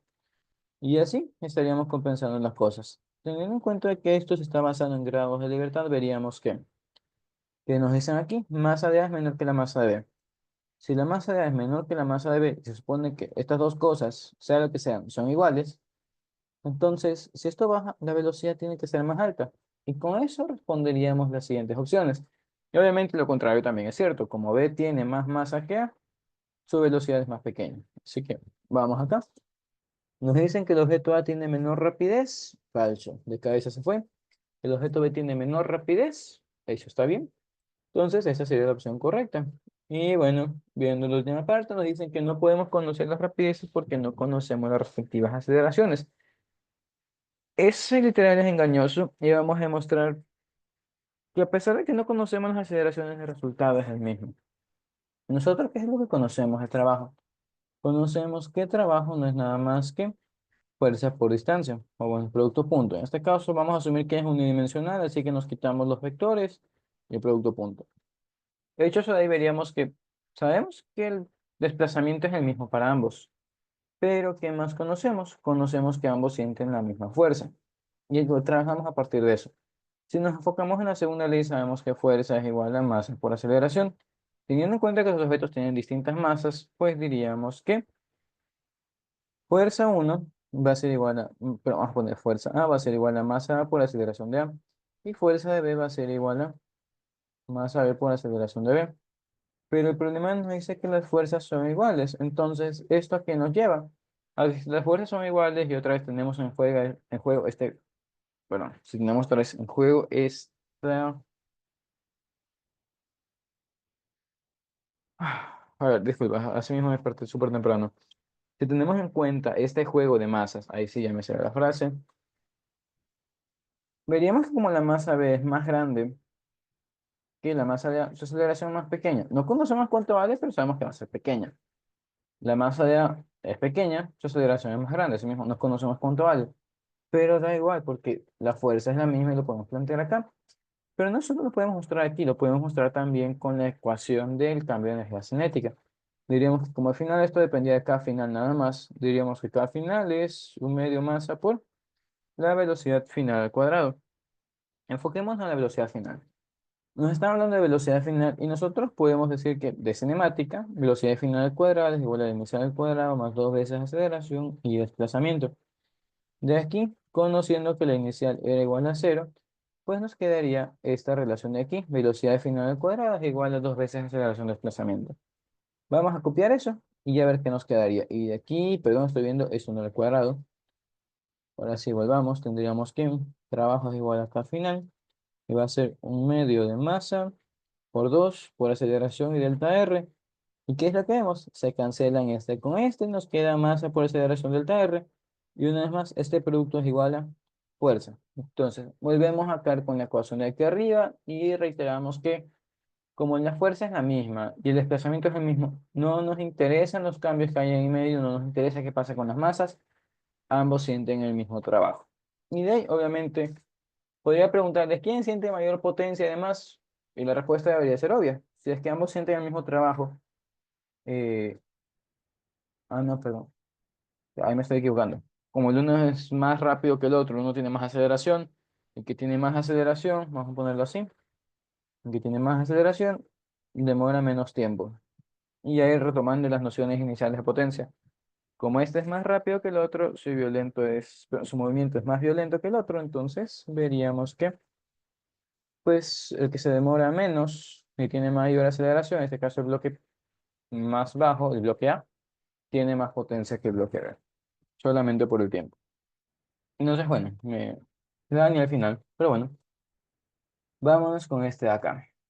Ese aquí, de hecho, ven que ya está respondido, así que simplemente vamos a justificar por qué la respuesta sería este de aquí. Nosotros conocemos que la energía potencial es igual a masa, gravedad y por altura. Y para esto vamos a poner algunos valores de altura. Se me ocurre, vamos a decir que tenemos una altura uno de unos 4 metros. Vamos a aplicar estos cálculos para una masa de 1 kilogramo. O sea que para 0,1 kilogramo y gravedad de 10. De forma que MGH sería simplemente H al final porque pues 0,1 y 10 se cancelan. Hecho eso, si tengo una altura de 4, me quedaría una energía potencial de 4 joules también. Si tengo altura de 6, pues lo mismo pasaría con energía potencial y así con cualquier valor que a mí me dé la gana de plantear. ¿Qué es lo que estaríamos haciendo? Y aquí alguno de ustedes encontraría algo molestoso porque no conocemos la masa, entonces es arbitrario que yo meta una masa de 0,1. La idea es la siguiente. Como la energía potencial depende siempre de la altura, es básicamente una ecuación que es copia y pega. Por ejemplo, supongamos que nosotros estamos en un movimiento parabólico y decimos que nuestra altura a través del tiempo es algo así, justamente una parábola. Entonces, yo podría multiplicar a esta parábola, a esta altura, por algún valor cualquiera. Si la multiplico por uno, pues me queda justamente en los mismos valores, en el mismo perfil. Si la multiplico por 2, pues tendría algo el doble de alto. Si la hago por 3, pues triple, 4 y así. Se hacen a la idea. Lo importante aquí es reconocer que como la energía potencial es explícitamente y directamente dependiente de la altura, entonces, como tiene esta dependencia directa, el perfil que tenga la altura nos va a tener también energía potencial. Dicho eso, veríamos que se cancelan esta y esta porque su perfil no tiene nada que ver con el de acá. Y bueno, ya conociendo que nos quedan entonces tres gráficas, ¿cómo escogeríamos la C? Veríamos ahí si el enunciado. El problema nos dice que no se alcanza el mismo nivel de referencia al final porque hay fricción o algo así nos dicen por ahí, no lo estoy leyendo bien en este momento. La idea es que como no llega a la misma altura porque pierde energía, entonces ese aquí está mal, porque aquí me establece, mira, tu posición final es igual a la inicial, lo que implica que la energía no se perdió. Que pues falso según el enunciado. Dicho eso de ahí, vemos que ahora estas dos gráficas son bastante similares. El punto final es menor que el inicial, entonces encontramos un nuevo problema, que es, obviamente, cuál es la correcta, y para eso tomamos lo que nos dice el nivel de referencia. Nos dicen que tomemos como referencia aquí abajo, y igual a cero, el punto que nos muestran. Por lo tanto, vemos que nuestro punto más bajo de altura no es cero. Y si nuestro punto más bajo de altura no es cero, la energía potencial ahí tampoco va a ser cero. Sería un valor distinto de cero y sería justamente lo que está representado aquí. Ya conociendo eso, una vez más, nos podrían preguntar por una potencia. Y bueno, aquí sería un poco complicado plantearlo porque no tenemos datos y no podría mezclar los ejes explícitamente, así que vamos a dejarlo ahí. Dicho eso, vamos a hacer este último ejercicio de energía. Ya después de esto nos metemos con cantidad de movimiento. ¿Qué podemos hacer aquí? Tenemos un bloque con una masa, ya 5 kilogramos, está en reposo, en una superficie horizontal áspera, y nos dicen que existe una fuerza externa variable, cuyo gráfico está aquí planteado. Entonces, después de que recorre 1,2 metros, sabemos que su rapidez es de 8 metros por segundo y nos piden calcular algunas cosas. Primero, el trabajo realizado por la fuerza externa F. Recordamos que para el trabajo de una fuerza nosotros podemos tomar algunos caminos. Podríamos calcular el trabajo neto y de ahí separar qué parte es de la fuerza esta en específico. Pero como tenemos muchas cosas metidas, no es un camino viable. Entonces nos tocaría ver otro camino. Recordamos que el trabajo de cualquier fuerza es la integral de fuerza punto desplazamiento. Y en este caso no tenemos la fuerza de forma explícita, no tenemos una ecuación como para poder integrarla. Pero a su vez recordamos qué representa geométricamente la integral, y eso era nuestra área. Entonces, el gráfico está dado para que nosotros calculemos el área y simplemente tengamos ya el trabajo. Dicho eso de ahí, veríamos que pues es un trapecio, entonces utilizamos la ecuación del área del trapecio. Recordamos que eso es el promedio entre los lados distintos y multiplicamos por el lado constante. Tenemos una altura de 100, luego de 180, si en los lados distintos. Tendríamos 100 más 180 dividido para 2 y por el lado constante que mide 1,2. Y nada, a ver qué nos sale. Tendríamos 280 que sería 140 para 2 ya. Después de hacer la multiplicación nos quedarían 168 joules. Y encontrar esta primera parte. De ahí para la segunda nos piden calcular el trabajo neto sobre el bloque cuando se desplazó 1,2 metros. ¿Qué es lo que conocemos ahí? Una vez más, trabajo neto nos pide a gritos algunas cosas, o ecuación de flujo, o teorema, una vez más depende de qué sea más sencillo. Y aquí nos dan las velocidades en ambos puntos. Al inicio está en reposo, al final nos dan que tiene 8 metros por segundo, entonces diríamos que el trabajo neto es simplemente delta K, así que vamos planteando eso ahí. Diciendo que es delta K, tendríamos ya sacando factor común. Un medio más la velocidad final al cuadrado menos velocidad inicial al cuadrado. Una vez más, esto era de reposo, entonces solamente evaluar. Tendríamos 5 medios por la velocidad final de 8 al cuadrado. Y nos quedaría un total de 160 joules. Ya conociendo esto, podemos ahora sí encontrar el trabajo realizado por la fricción. Y recordamos, primero, en sí nos toca decir un diagrama de cuerpo libre de todo el bloque. Entonces veamos qué siente. Suponiendo que solamente se mueve horizontalmente, que es el enunciado, diríamos que este bloque siente una normal, siente un peso, siente una fricción y nada más. Como uno es más desplazamiento horizontal, diríamos que el trabajo neto solamente se reduce al trabajo de la fuerza más el trabajo de la fricción, porque como la normal y el peso están perpendiculares al desplazamiento, pues no hacen nada. Dicho solo ahí, plantearíamos trabajo neto es igual a trabajo de fuerza más trabajo de fricción. Y de aquí pues simplemente hacer una comparación. Si el trabajo neto es de 160 y este le está metiendo 168, entonces la fricción está haciendo obviamente un trabajo negativo, que sería de -8, y está bien, porque como está yéndose en contra, sabemos que sí o sí su trabajo va a ser negativo. Y segundo, a sorpresa de nadie nos sale negativo para poder equilibrar esta ecuación. Así que bueno, he hecho eso de ahí. Habríamos terminado con la parte de energía. Algo que sí me gustaría dejarles en claro y al momento de hacer sus exámenes es que una pregunta bastante común, que realmente se me olvidó pasarla, pero como tendremos al final una resolución de exámenes, ya cuando terminemos todos los temas, una pregunta bastante común es, ¿qué pasa si tenemos un bloque que cae por un plano rugoso que podría o no tener fricción variable y que al final tienen un resorte que idealmente es un resorte normal o podría ser también un resorte con constante variable?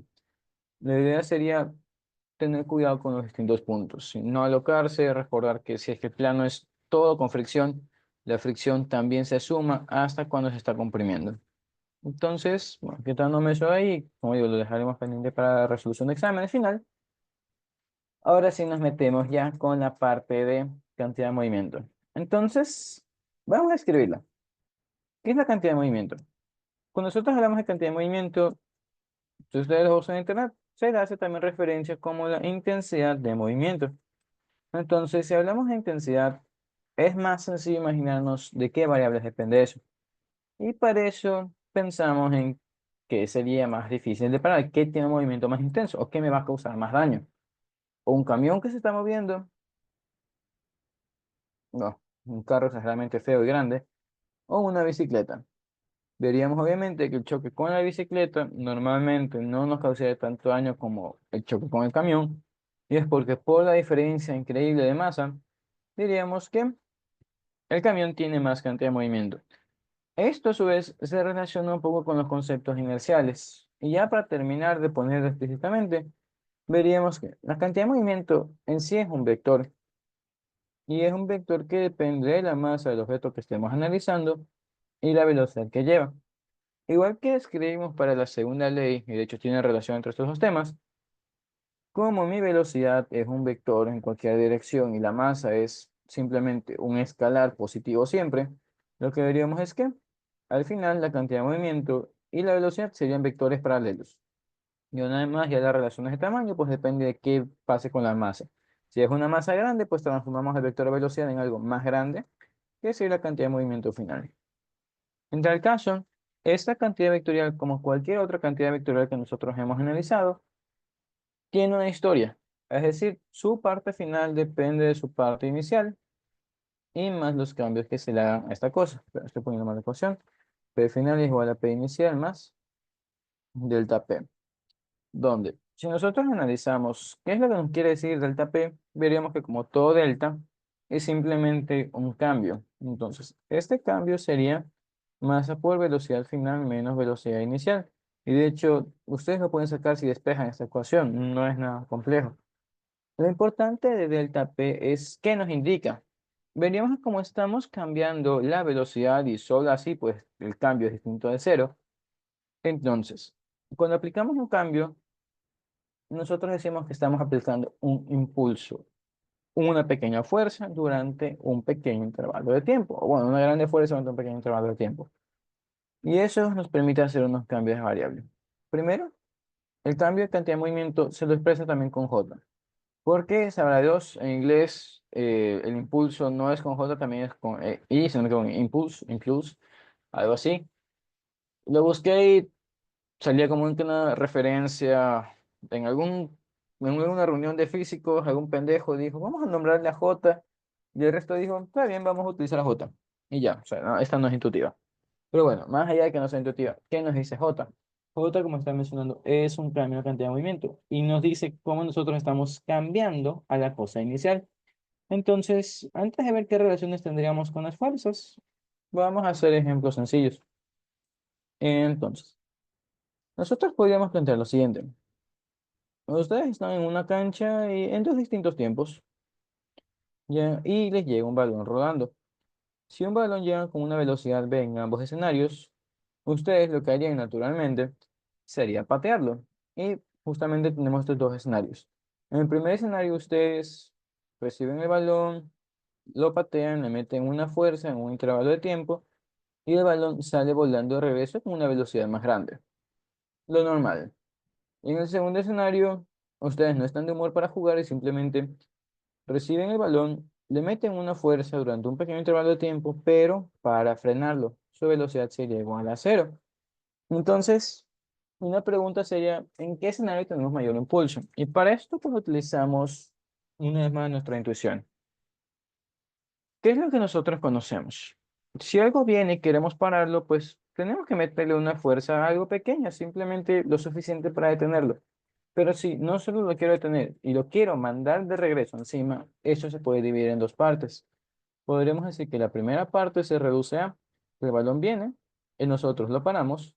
Y segundo, con el balón ya parado, nosotros le metemos un impulso adicional o una fuerza adicional para hacer que esa cosa regrese con una velocidad. Y bueno, ya dependiendo de la dirección y demás, pues veríamos que este impulso es un vector que puede tener cualquier dirección que nos dé la gana. Y una vez más, analiza el cambio que está pasando aquí.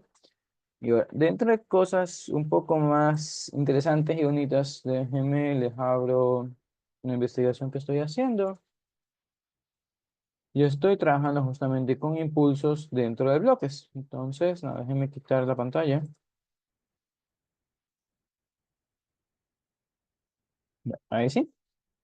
Más allá de que estas ecuaciones obviamente son cosas más feas y complejas que en este momento no entienden y yo no las entendí hace un año, sino que ya empecé con la maestría. Al final lo que estoy escribiendo por aquí es que tengo fuerzas de impulso.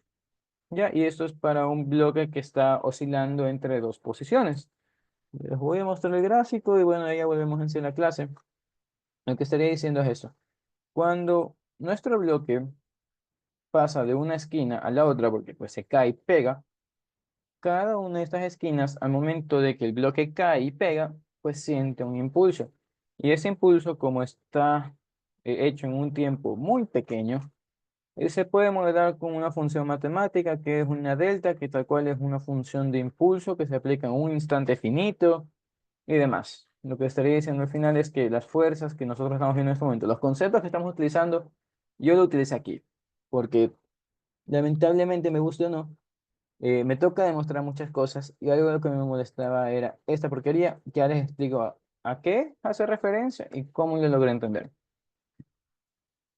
Este signo de aquí que ustedes ven se llama así y en el contexto de este paper, de esta investigación es un ángulo. Entonces, lo que me están diciendo aquí es que cuando el bloque cae, la velocidad de cambio del ángulo es igual a pi. Y analizamos qué es el cambio de ángulo. El cambio de ángulo es simplemente ver, pues, qué tanto está cambiando mi ángulo respecto al tiempo. Y lo que me está diciendo es que si cambio un pi, sería lo mismo cambiar 180 grados. Y eso es porque en mi referencia, como el bloque cae con un ángulo y pasa a la otra esquina inmediatamente, estoy tomando dos sistemas de referencia distintos. Veré que aquí estoy tomando un sistema de referencia antihorario y aquí horario. Y como estoy cambiando sistemas de referencia, la forma más sencilla de interpretar el cambio es decir que, mira, estoy cambiando 180 grados en un instante. Y esa cosa se utilizaba cuando, una vez más, dentro de la porquería que estoy investigando, había una cantidad que me decía que se hacía cero. Y esa cosa era la cantidad de movimiento angular, que eso es tema de segundo parcial. Luego podemos hablar de eso.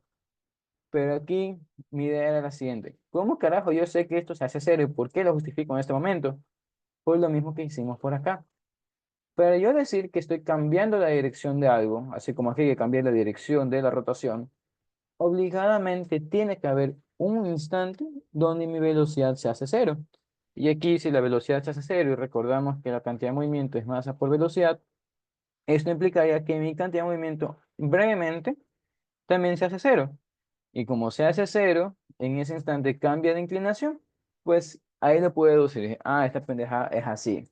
Entonces, bueno, como les dije al inicio del curso, las cosas que nosotros construimos aquí, la intuición que les intento ayudar a ganar, servirán para más adelante en sus vidas profesionales y académicas. Así que bueno, ejemplo de cómo yo lo utilicé aquí. Ya volviendo en sí al tema, veríamos que, como les dije, este impulso que nosotros estamos metiendo se puede relacionar con una fuerza. Y aquí es donde viene en sí la segunda ley de Newton. La segunda ley de Newton, nosotros lo conocemos solamente como masa por aceleración. Y al inicio está bien, porque recordemos que ustedes vienen de pre, están en un nivel inicial, pero conforme van avanzando y lo topan dentro del curso, veríamos que esto es una versión sobresimplificada de en sí lo que nos dice la segunda ley de Newton. La segunda ley de Newton en sí es la derivada del cambio de cantidad de movimiento con respecto al tiempo. Teniendo en cuenta que la cantidad de movimiento está compuesta por dos valores, como acabamos de poner, que son masa y velocidad, aplicaríamos derivada de dos variables. Tendríamos entonces que la fuerza va a ser derivada de la masa con respecto al tiempo por velocidad, más derivada de la velocidad con respecto al tiempo por la masa, donde esta cantidad aquí nosotros la conocemos y es justamente la aceleración, y por eso normalmente decimos que fuerza es igual a masa por aceleración. Cuando nosotros hacemos eso, asumimos que la masa es constante. Y si la masa es constante, entonces decimos que como mi masa es constante, su derivada vale cero. Y por eso normalmente nos quedamos con esto. Entenderán que si les enseño esto es porque les van a tomar, está dentro del libro y demás. También se analizan los casos donde cambia la masa. O mejor dicho, cuando la masa está en movimiento con una velocidad constante. Analicemos eso de ahí. Si nosotros decimos que nuestra masa se está moviendo, sería como que expulsamos algo. Y en el libro se trata justamente un ejemplo de eso, donde nos dicen que nosotros tenemos un calamar, y bueno, ahorita estoy con la pantalla compartida totalmente, vamos a dibujarlo nada más. Nos dicen que nosotros podemos tener en el fondo del mar un calamar quieto, y en algún momento ve un tiburón y se asustan. Y para poder salir huyendo, no solamente nada ya moviendo sus tentáculos y demás, que los abre y los cierra, sino que aparte de eso puede expulsar tinta. Y expulsa tinta no solamente para pues mancharlo al tiburón y que no lo vean y demás, sino para hacerse un impulso. Veríamos a cómo el calamar bota una masa en dirección contraria, entonces esto a él le da una fuerza que lo permite pues moverse más rápido. Y en sí, esto es lo que hacemos en algunas ocasiones, indirectamente. Por ejemplo, habrán notado que cuando ustedes se bajan del carro, el carro se mueve ligeramente. Tambalea porque, por un lado, pues están quitándole masa a los resortes y los amortiguadores se relajan. Pero si es que el carro no está bien parqueado y está en una superficie lisa y demás, el carro se va a mover en dirección opuesta a ustedes. De forma similar a lo que pasaría si es que ustedes están en una silla con ruedas como la de la oficina y se levantan. Si se levantan hacia el frente, ustedes habrán notado que la silla se mueve hacia atrás. Estamos cambiando las masas del sistema, hacemos que las masas se muevan. Entonces existe un cambio. Ya una aplicación más orientada en sí a un cambio de masa como tal sería los cohetes. Ustedes, a ver, rasgos igual que yo, conocemos que los cohetes tienen combustible. Y cuando vemos que un cohete sale, de hecho, vamos a poner un video sobre eso mientras sigo hablando de eso. Quieto, me coge. Ya, veríamos que los cohetes botan fuego. El fuego no nace de la nada, sino que nace obviamente de combustible. Combustible que se está botando, que se está sacando. Entonces, déjenme poner SpaceX Launch. Ya. Veríamos que como está saliendo masa, estamos justamente generando un cambio de masa a través del tiempo, lo que nos genera un impulso. Y ya por algo que veremos en la clase de hoy mismo, si una masa se mueve en una dirección y estamos hablando de un sistema cerrado, el resto de la masa se mueve en la dirección contraria. Entonces, nada, como digo, esta es una de las aplicaciones. El pulpo botando eso también sirve. Cualquier sistema que tenga un flujo de masa también recibe impulsos. Un ejemplo más antes de poder avanzar con la clase sería si ustedes están limpiando su patio o están lavando el carro. Lo hacen normalmente con una manguera. Ya, entonces, ¿qué es lo que pasa si nosotros abrimos la manguera y la dejamos desatendida? La manguera no se queda ahí bonito tirando agua. La manguera prácticamente empieza a actuar como poseída, se empieza a mover en cualquier dirección que le dé la gana. Y veríamos que se mueve en cualquier dirección que le dé la gana porque está botando masa. Por tercera ley de Newton, como la masa se mueve para acá, eso le genera un impulso a la manguera en la dirección contraria. Y ya porque la manguera no es regular, el flujo no es regular, esta fuerza internamente va en cualquier dirección y eso provoca que justamente eso se mueva en cualquier dirección que la gana. Y lo mismo con los muñecos estos inflables afuera de farmacias, panaderías, cualquier cosa, esas cosas que simplemente están revoloteando por todos lados. Entonces, reiteración de todo lo que estamos diciendo. Ustedes, obviamente, solo cuando analicen este capítulo, recuerden que la cantidad de movimiento depende también de la masa, que la masa puede fluctuar, y ya haremos ejercicio sobre eso. Dicho eso de ahí, vamos a calcular un poco de cantidades de movimiento, y naturalmente, como hicimos hace rato, la velocidad no necesariamente va a ser algo constante, va a ser variable, entonces la cantidad de movimiento también podría ser variable. Así que no, una vez más solamente vamos a calcular un par de cosas y de ahí a ver qué más avanzamos hoy. Vamos a entender que nosotros tenemos un movimiento horizontal donde tenemos una masa de unos 4 kilogramos. Y si sabemos que esta cosa se mueve con una velocidad horizontal de unos 12 metros por segundo, entonces nos van a pedir calcular la cantidad de movimiento que tiene esa cosa. Una vez más, veríamos que esta cosa no es complicada, simplemente es masa por velocidad, entonces simplemente diríamos que esto va a ser 48 y obviamente sus unidades. Pero ahí, una vez más, teniendo cuidado con lo que suelen pedir algunos profesores, teniendo en cuenta que es un vector, deberíamos utilizar notación vectorial. Entonces, 48, ¿qué? 48 en la dirección. Y en lo que respecta a unidades, pues simplemente análisis dimensional. Si estamos multiplicando masa con velocidad, esto sería kilogramos, metros sobre segundos. O tomando también algo de fuerzas, como estamos diciendo hace rato, como fuerzas es igual a dp a dt, nosotros podríamos despejar de aquí y decir que ya la integral de p, que sería delta p, va a ser igual a f delta t. Y recordando que fuerza pues es newtons y tiempo pues está en segundos, las unidades de cantidad de movimiento también las podemos expresar como newtons por segundos. De hecho, veríamos eso. Si nosotros multiplicamos por segundos y dividimos para segundos, tengo kilogramos por unidades de aceleración y por segundos. Y masa por unidades de aceleración, eso es justamente newtons. Entonces, todo esto es un sistema cerrado. De ahí, ¿qué notación utilizamos? Una vez más, son la misma cosa, pero ya por recomendación y como manía trabajen según los datos que les están dando. Si tienen masa y velocidad, quédense con estas.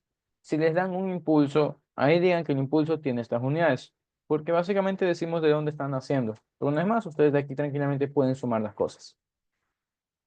Hecho eso de ahí, vamos a seguir jugando con este sistema. Vamos a decir que esta velocidad era una velocidad inicial y vamos a decir que ya nuestro bloque está yendo a la derecha y por aquí estamos nosotros y le pegamos a la izquierda. Vamos a decir que la fuerza que nosotros le estamos dando como vector va a ser de unos menos 60 newtons y vamos a aplicar esta fuerza en un intervalo de tiempo de 0,04 segundos. Entonces, conociendo eso ahí, nos hacen las preguntas. Primero, ¿cuánto vale el impulso? Segundo, ¿cuánto vale la cantidad de movimiento final? Y tercero, ¿cuánto vale la velocidad final? Entonces, si bien les metí más cosas y a priori, pues nos aterran igual que todo lo nuevo, una vez más utilizamos solamente contenido de ecuaciones. ¿Qué es lo que vimos hace un momento? Que el impulso no es nada más que, en este caso sería la integral de fuerza respecto al tiempo, no después despejar la derivada. Pero como en este caso las dos cosas son constantes, bueno, el tiempo, whatever, la fuerza es constante, esto nos quedaría simplemente que equivale a fuerza por intervalo de tiempo. Entonces sería igual a menos 60 por 0,04. Ya viendo sus unidades, plantearía, pero ya viendo su valor, tendríamos que va a ser, perdón, estimar el número, 4. Tendríamos un impulso de menos 2,4 newtons por segundos. Encontrado esto. Y ahora me piden cantidad de movimiento final. Sencillo, diríamos que P final es igual a P inicial más J. Entonces, tendríamos pues los 48 que están ahí arriba, menos 2,4 y nos quedaría 45,6. Y otra vez sus unidades, kilogramos, metros por segundos. Y por último, aquí analizamos un par de cosas. Primero, teniendo en cuenta que la velocidad, más allá de que sea relativa y depende de un sistema de referencia, si es que al final nuestra cantidad de movimiento se mantiene positiva, lo que estaría, bueno, positiva en este contexto porque positiva era la dirección inicial. Si se mantiene positiva, lo que estamos diciendo es que nos frenó ligeramente, pero no nos cambió de dirección. O también, obviamente, si el impulso es positivo, diríamos que nos aceleró, pero no es nuestro caso en este momento. A lo que voy es a que tienen que tener una noción respecto a las cantidades vectoriales. Entonces, bueno, ya conociéndose ahí, si me piden la velocidad final, diríamos que velocidad final es igual a cantidad de movimiento final sobre masa, simplemente un despeje. Entonces, si dividimos esto para 4, a ver qué nos sale, tendríamos una velocidad final de 11,4 metros por segundo, que va de la mano con lo que estábamos diciendo. Si la persona le mete una fuerza en la dirección contraria, lo intenta frenar, y si lo intenta frenar, pues obviamente hace que pierda velocidad. Si estamos bien con esto, vamos a calcular más cosas. ¿Todo bien aquí?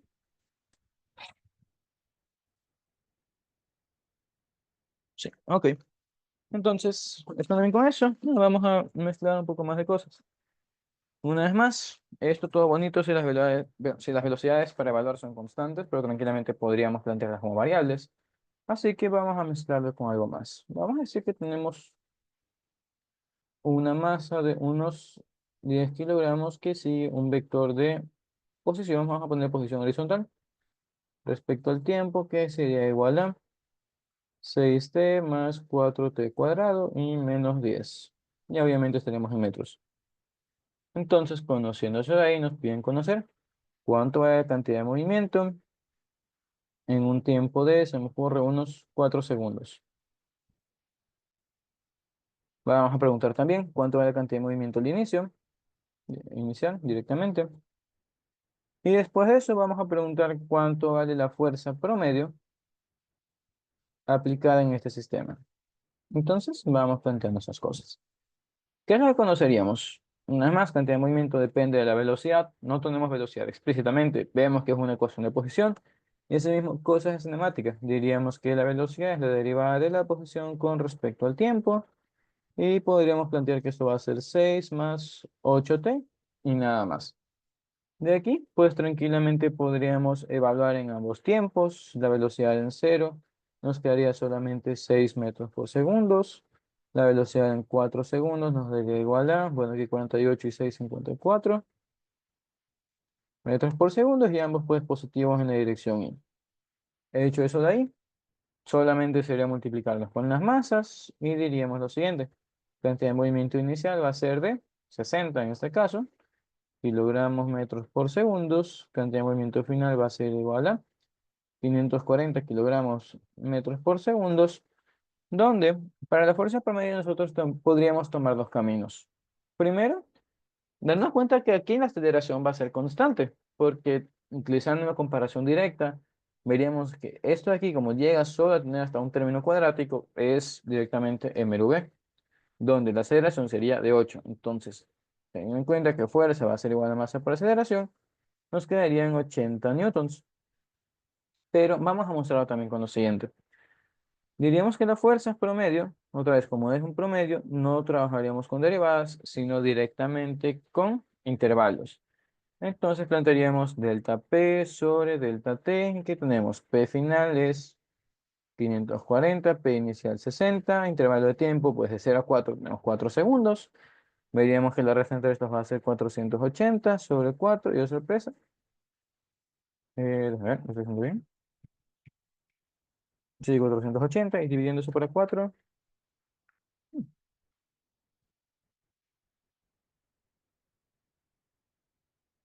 Pero creo que me acabo de buguear. Me da 120. Interesante. Déjenme ver qué pasó.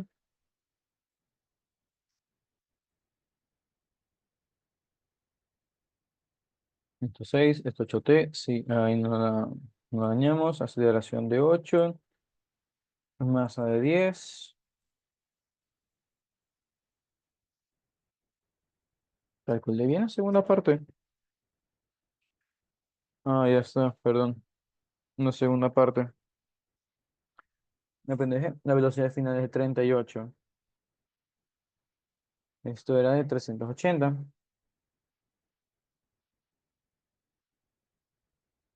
Ya, y ahora sí, 380 menos esto nos daría 320, donde ahí sí la división correcta nos daría también 80 newtons.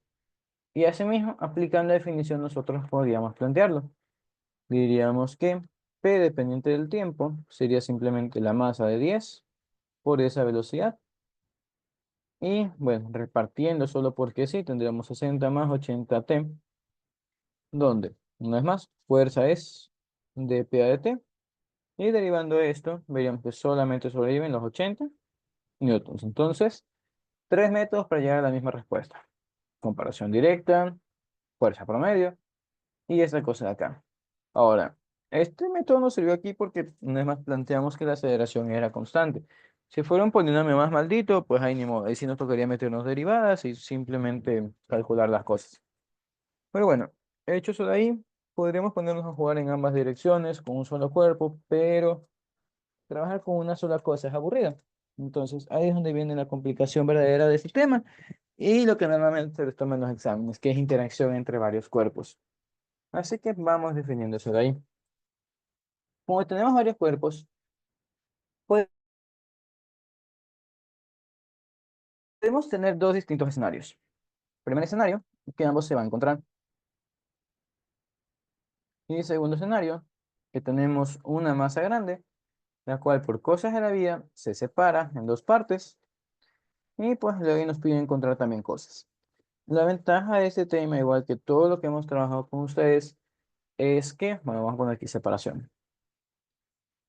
Ya, lo bueno es que se sigue manteniendo una simetría respecto al tiempo. Es decir, los casos de separación nosotros los podríamos poner en reversa y es básicamente un encuentro, que es lo más normal. Entonces, teniendo en cuenta de que son básicamente lo mismo, vamos a analizar lo más común que serían los encuentros. Esos encuentros nosotros los definimos como choques. Y cuando hablamos de choques, nosotros tenemos dos tipos de choques, perdón, tenemos tres tipos de choques. Tenemos choques perfectamente inelásticos. Vamos a escribirlo, me apetece ponerlo a mano. Vamos a ponerlo aquí, déjame hacer esto más grande y ahora sí. Choques perfectamente inelásticos. Tenemos que si es que son perfectamente inelásticos, también deberían haber unos que no son perfectos. Y esos serían los choques inelásticos nada más. O como no son completamente inelásticos, también se les conoce como elásticos, no perfectamente elásticos, pero la notación más normal es decir que son inelásticos o parcialmente elásticos. Ya. Pero lo importante es que entiendan que no son perfectamente inelásticos y tampoco son perfectamente elásticos. Dicho eso de ahí, tenemos nuestro último escenario que son los choques elásticos. Elásticos o perfectamente elásticos, como se quiera ver. Y aquí es donde nosotros empezamos a plantear cositas. Como para nosotros originar un choque necesitamos dos o más cosas. Normalmente les ponemos dos o dos a la vez. Entonces, nosotros veríamos que dentro de nuestras interacciones se generan distintos resultados. Cuando hablamos de choques perfectamente inelásticos, decimos que un bloque o una masa se enamora mucho de otra masa y al final se quedan juntos. Ya, se enamoran y al final el resultado de un choque perfectamente inelástico es que tenemos una masa más grande y como están juntos ahora estos comparten la misma velocidad final siempre. Diríamos que velocidad final de uno es igual a velocidad final de dos porque una vez más están pegados. Mientras que en los choques inelásticos o parcialmente elásticos, lo que estaríamos viendo es que vienen, se chocan, pero no se quedan juntos. Simplemente o rebotan o se mueven en la misma dirección, ya hablaremos sobre eso. La idea es que a pesar del choque no se quedan juntos y se mueven cualquiera en la dirección que le dé la gana. Obviamente respetamos lineamientos, ya veremos cómo calcularlo, pero eso nos lleva al último escenario. En el último escenario tenemos básicamente lo mismo que el segundo, se van a chocar, se van a mover en distintas direcciones, y aquí es donde nosotros deberíamos plantear qué diferencias existen entre los distintos casos. Algo que se cumple para todos por algo que ya les voy a explicar, es decir, que se conserva la cantidad de movimiento. Entonces diríamos que P inicial es igual a P final. Cuando nosotros hablamos de que se conserva la cantidad de movimiento, no hablamos de un objeto uno, de un objeto 2, y vamos a ver por qué. Supongamos que tenemos un carro que está distraído y va y choca una bicicleta. Ya, la bicicleta, ¿qué es lo que va a hacer? Si inicialmente está en reposo, pues después del choque la bicicleta va a salir volando. Tiene una velocidad nueva, una velocidad distinta de cero. Como tiene una velocidad que antes no tenía, cambió su cantidad de movimiento. Entonces, por eso decimos que no aplicamos conservación a cada cuerpo individual. Si no lo hacemos para cada cuerpo individual, lo que estaríamos diciendo es que nosotros aplicamos conservación a sistemas. Entonces, vamos a ponerlo de esa forma. Cantidad de movimiento inicial del sistema va a ser igual a la cantidad de movimiento final del sistema. Cuando hagamos ejercicios de esto, que no creo que me dé el tiempo hoy para hacer cosas tan extensas, me van a escribir esto siempre. Y ahí también me siento estúpido por repetirlo a cada rato. Pero la idea es la siguiente. Si es que yo repito a cada rato que es un sistema, yo sé que si tengo uno, 2, 3, 20 cuerpos metidos en un análisis, tengo que meterlo de los 20 cuerp- puercos cuerpos dentro de ese análisis. Y así como no dejamos a nadie de lado, pues no tendría error, pero no tendría espacio a equivocarme. Y bueno, como estamos diciendo, en todos nuestros choques se conserva la cantidad de movimiento. Y esto a su vez puede ser un poco molestoso porque si se conserva la cantidad de movimiento para todos, entonces, ¿qué los hace distintos? Vamos a ver.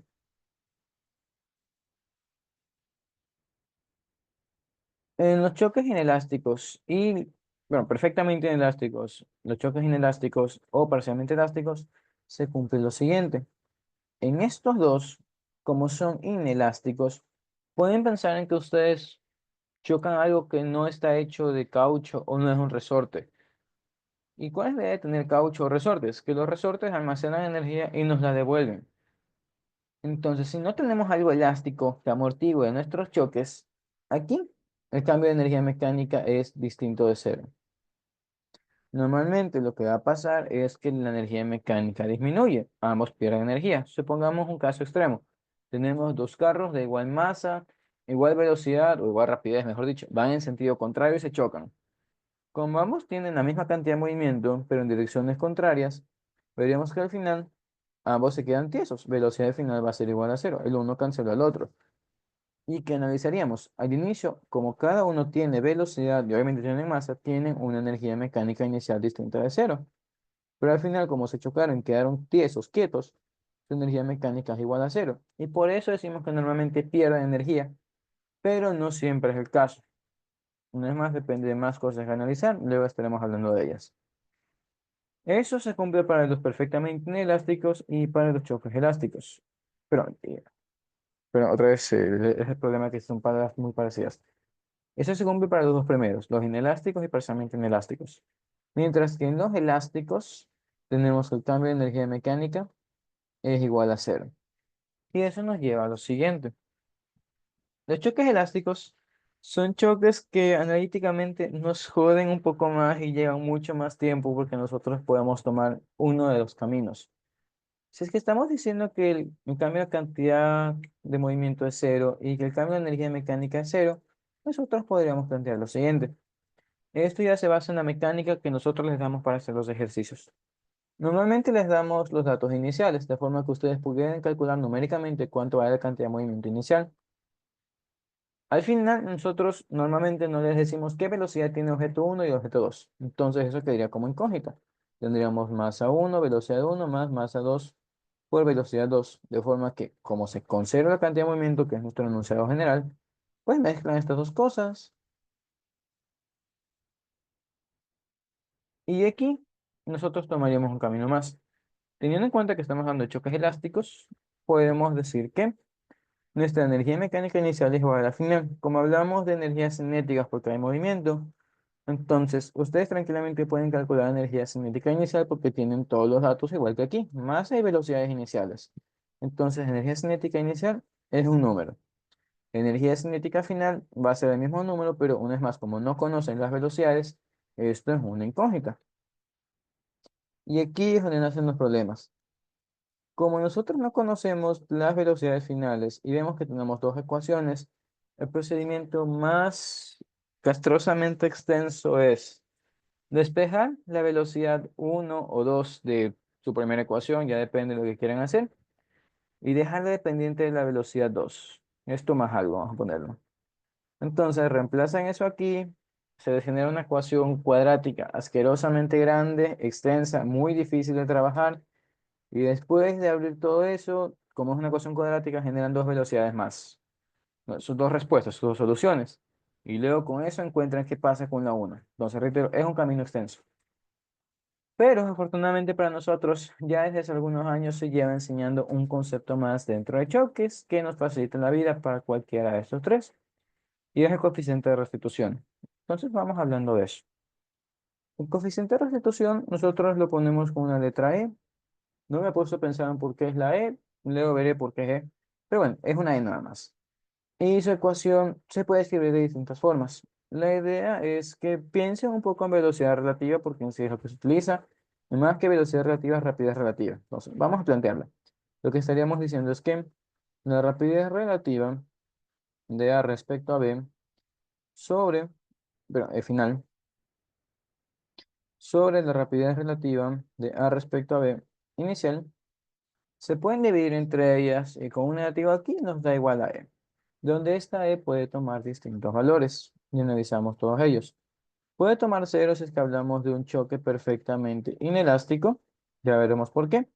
Toma valores entre cero y uno si es que hablamos de un choque whatever, un choque simplemente inelástico. Y toma un valor de uno si es que hablamos de un choque perfectamente elástico. Dicho eso, vamos a escribir de otra forma esta ecuación y ahí se explicar cada uno de los valores.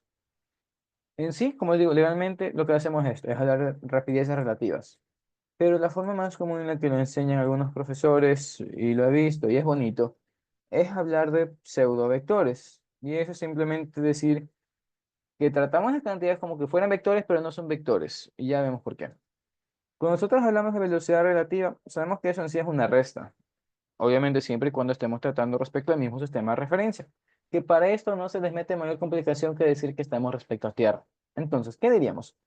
El orden en sí no nos interesa. Sabemos que en velocidad relativa, si yo cambio de perspectiva, y yo obligo a que esto sea b respecto a, tendría menos, y abajo también b respecto a, menos también, se cancelan los negativos, entonces voy a que da igual el orden que ustedes escriban esto, pero deben seguir un formato, y el formato es este.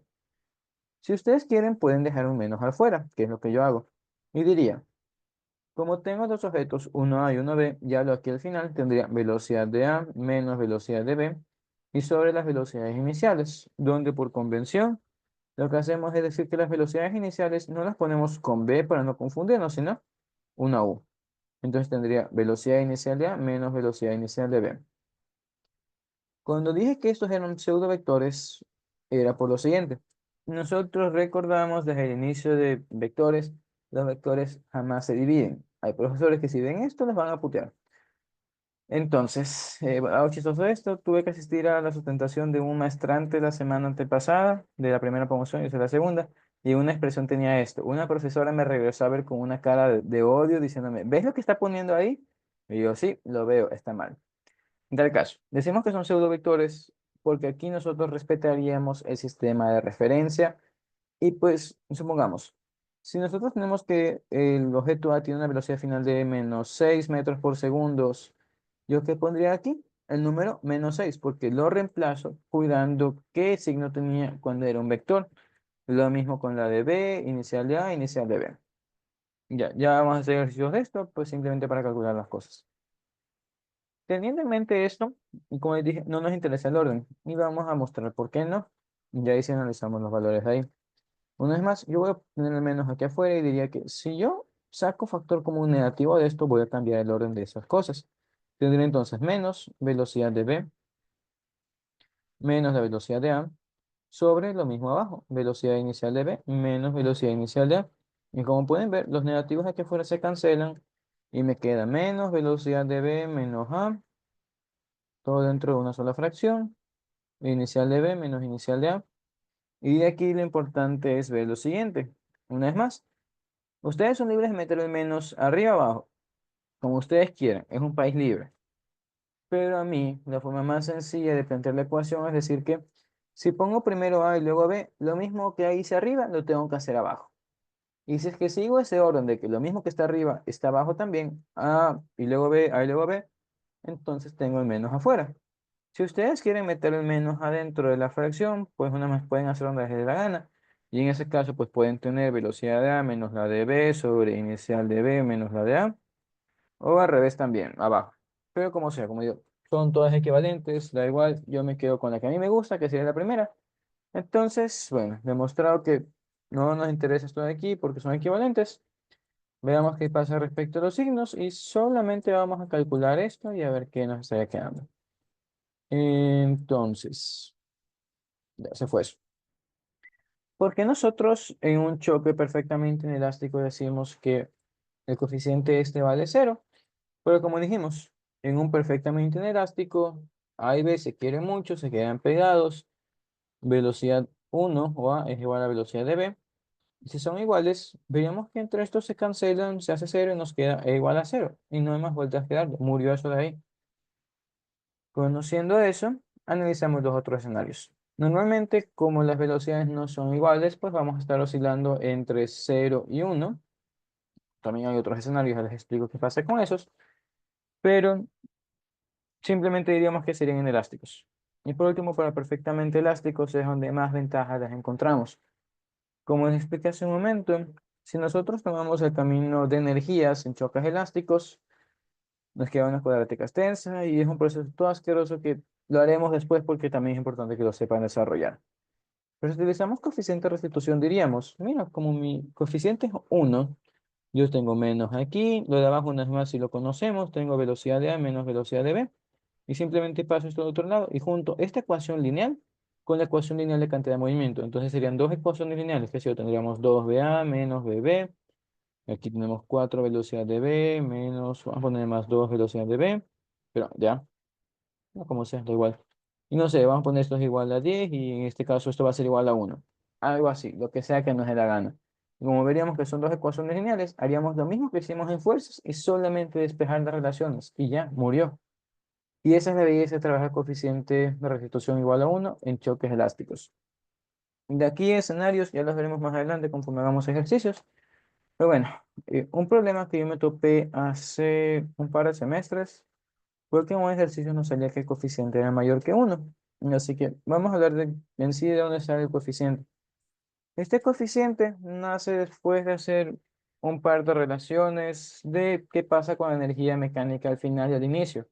Y veríamos que pues ahí tiene sentido esto de aquí.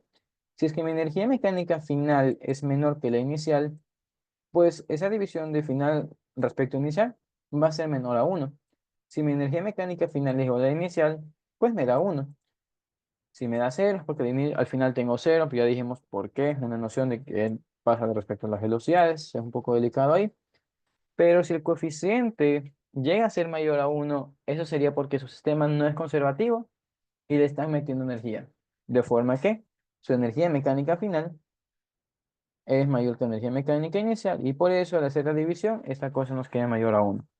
En su momento, cuando no sabía manejar esta vaina, Wikipedia me dio la razón, pero bueno, vamos a poner aquí en ChatGPT.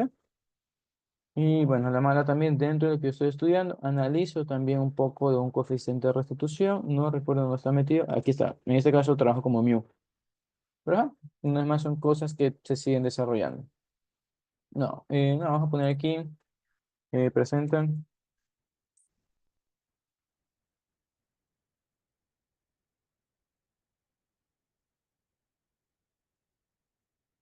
ya, simplemente vamos a decirle que nos muestra eso, y ya con eso trabajaríamos la clase. Como vimos, nos dice qué pasa con la elasticidad de una colisión. Veríamos que como él lo está presentando, él cambia el orden, tiene 2 1 1 2 por eso no tiene negativo afuera. Vemos que está con las velocidades finales e iniciales. Y de ahí, ¿dónde está? Bueno, la noción más aceptada es que es una división de velocidades o rapidezas relativas, como dijimos hace un momento. Bueno, de ahí como iba hace tiempo, cuando todavía no manejaba ChatGPT, no sé si estaba ya libre en ese entonces, en Wikipedia encontré eso, después de darme vueltas, que es una relación de energías y nada más. Entonces, bueno, en vista de que ya se nos acabó la clase, ni modo, trabajaremos ejercicios de estudio en la siguiente clase. Y nada, ahí lo desarrollamos y explicamos más cosas al respecto. Entonces, si es que no hay preguntas, podemos dejarlo ahí. Nos estamos viendo de aquí. Ya les digo cuándo. Chao, chao.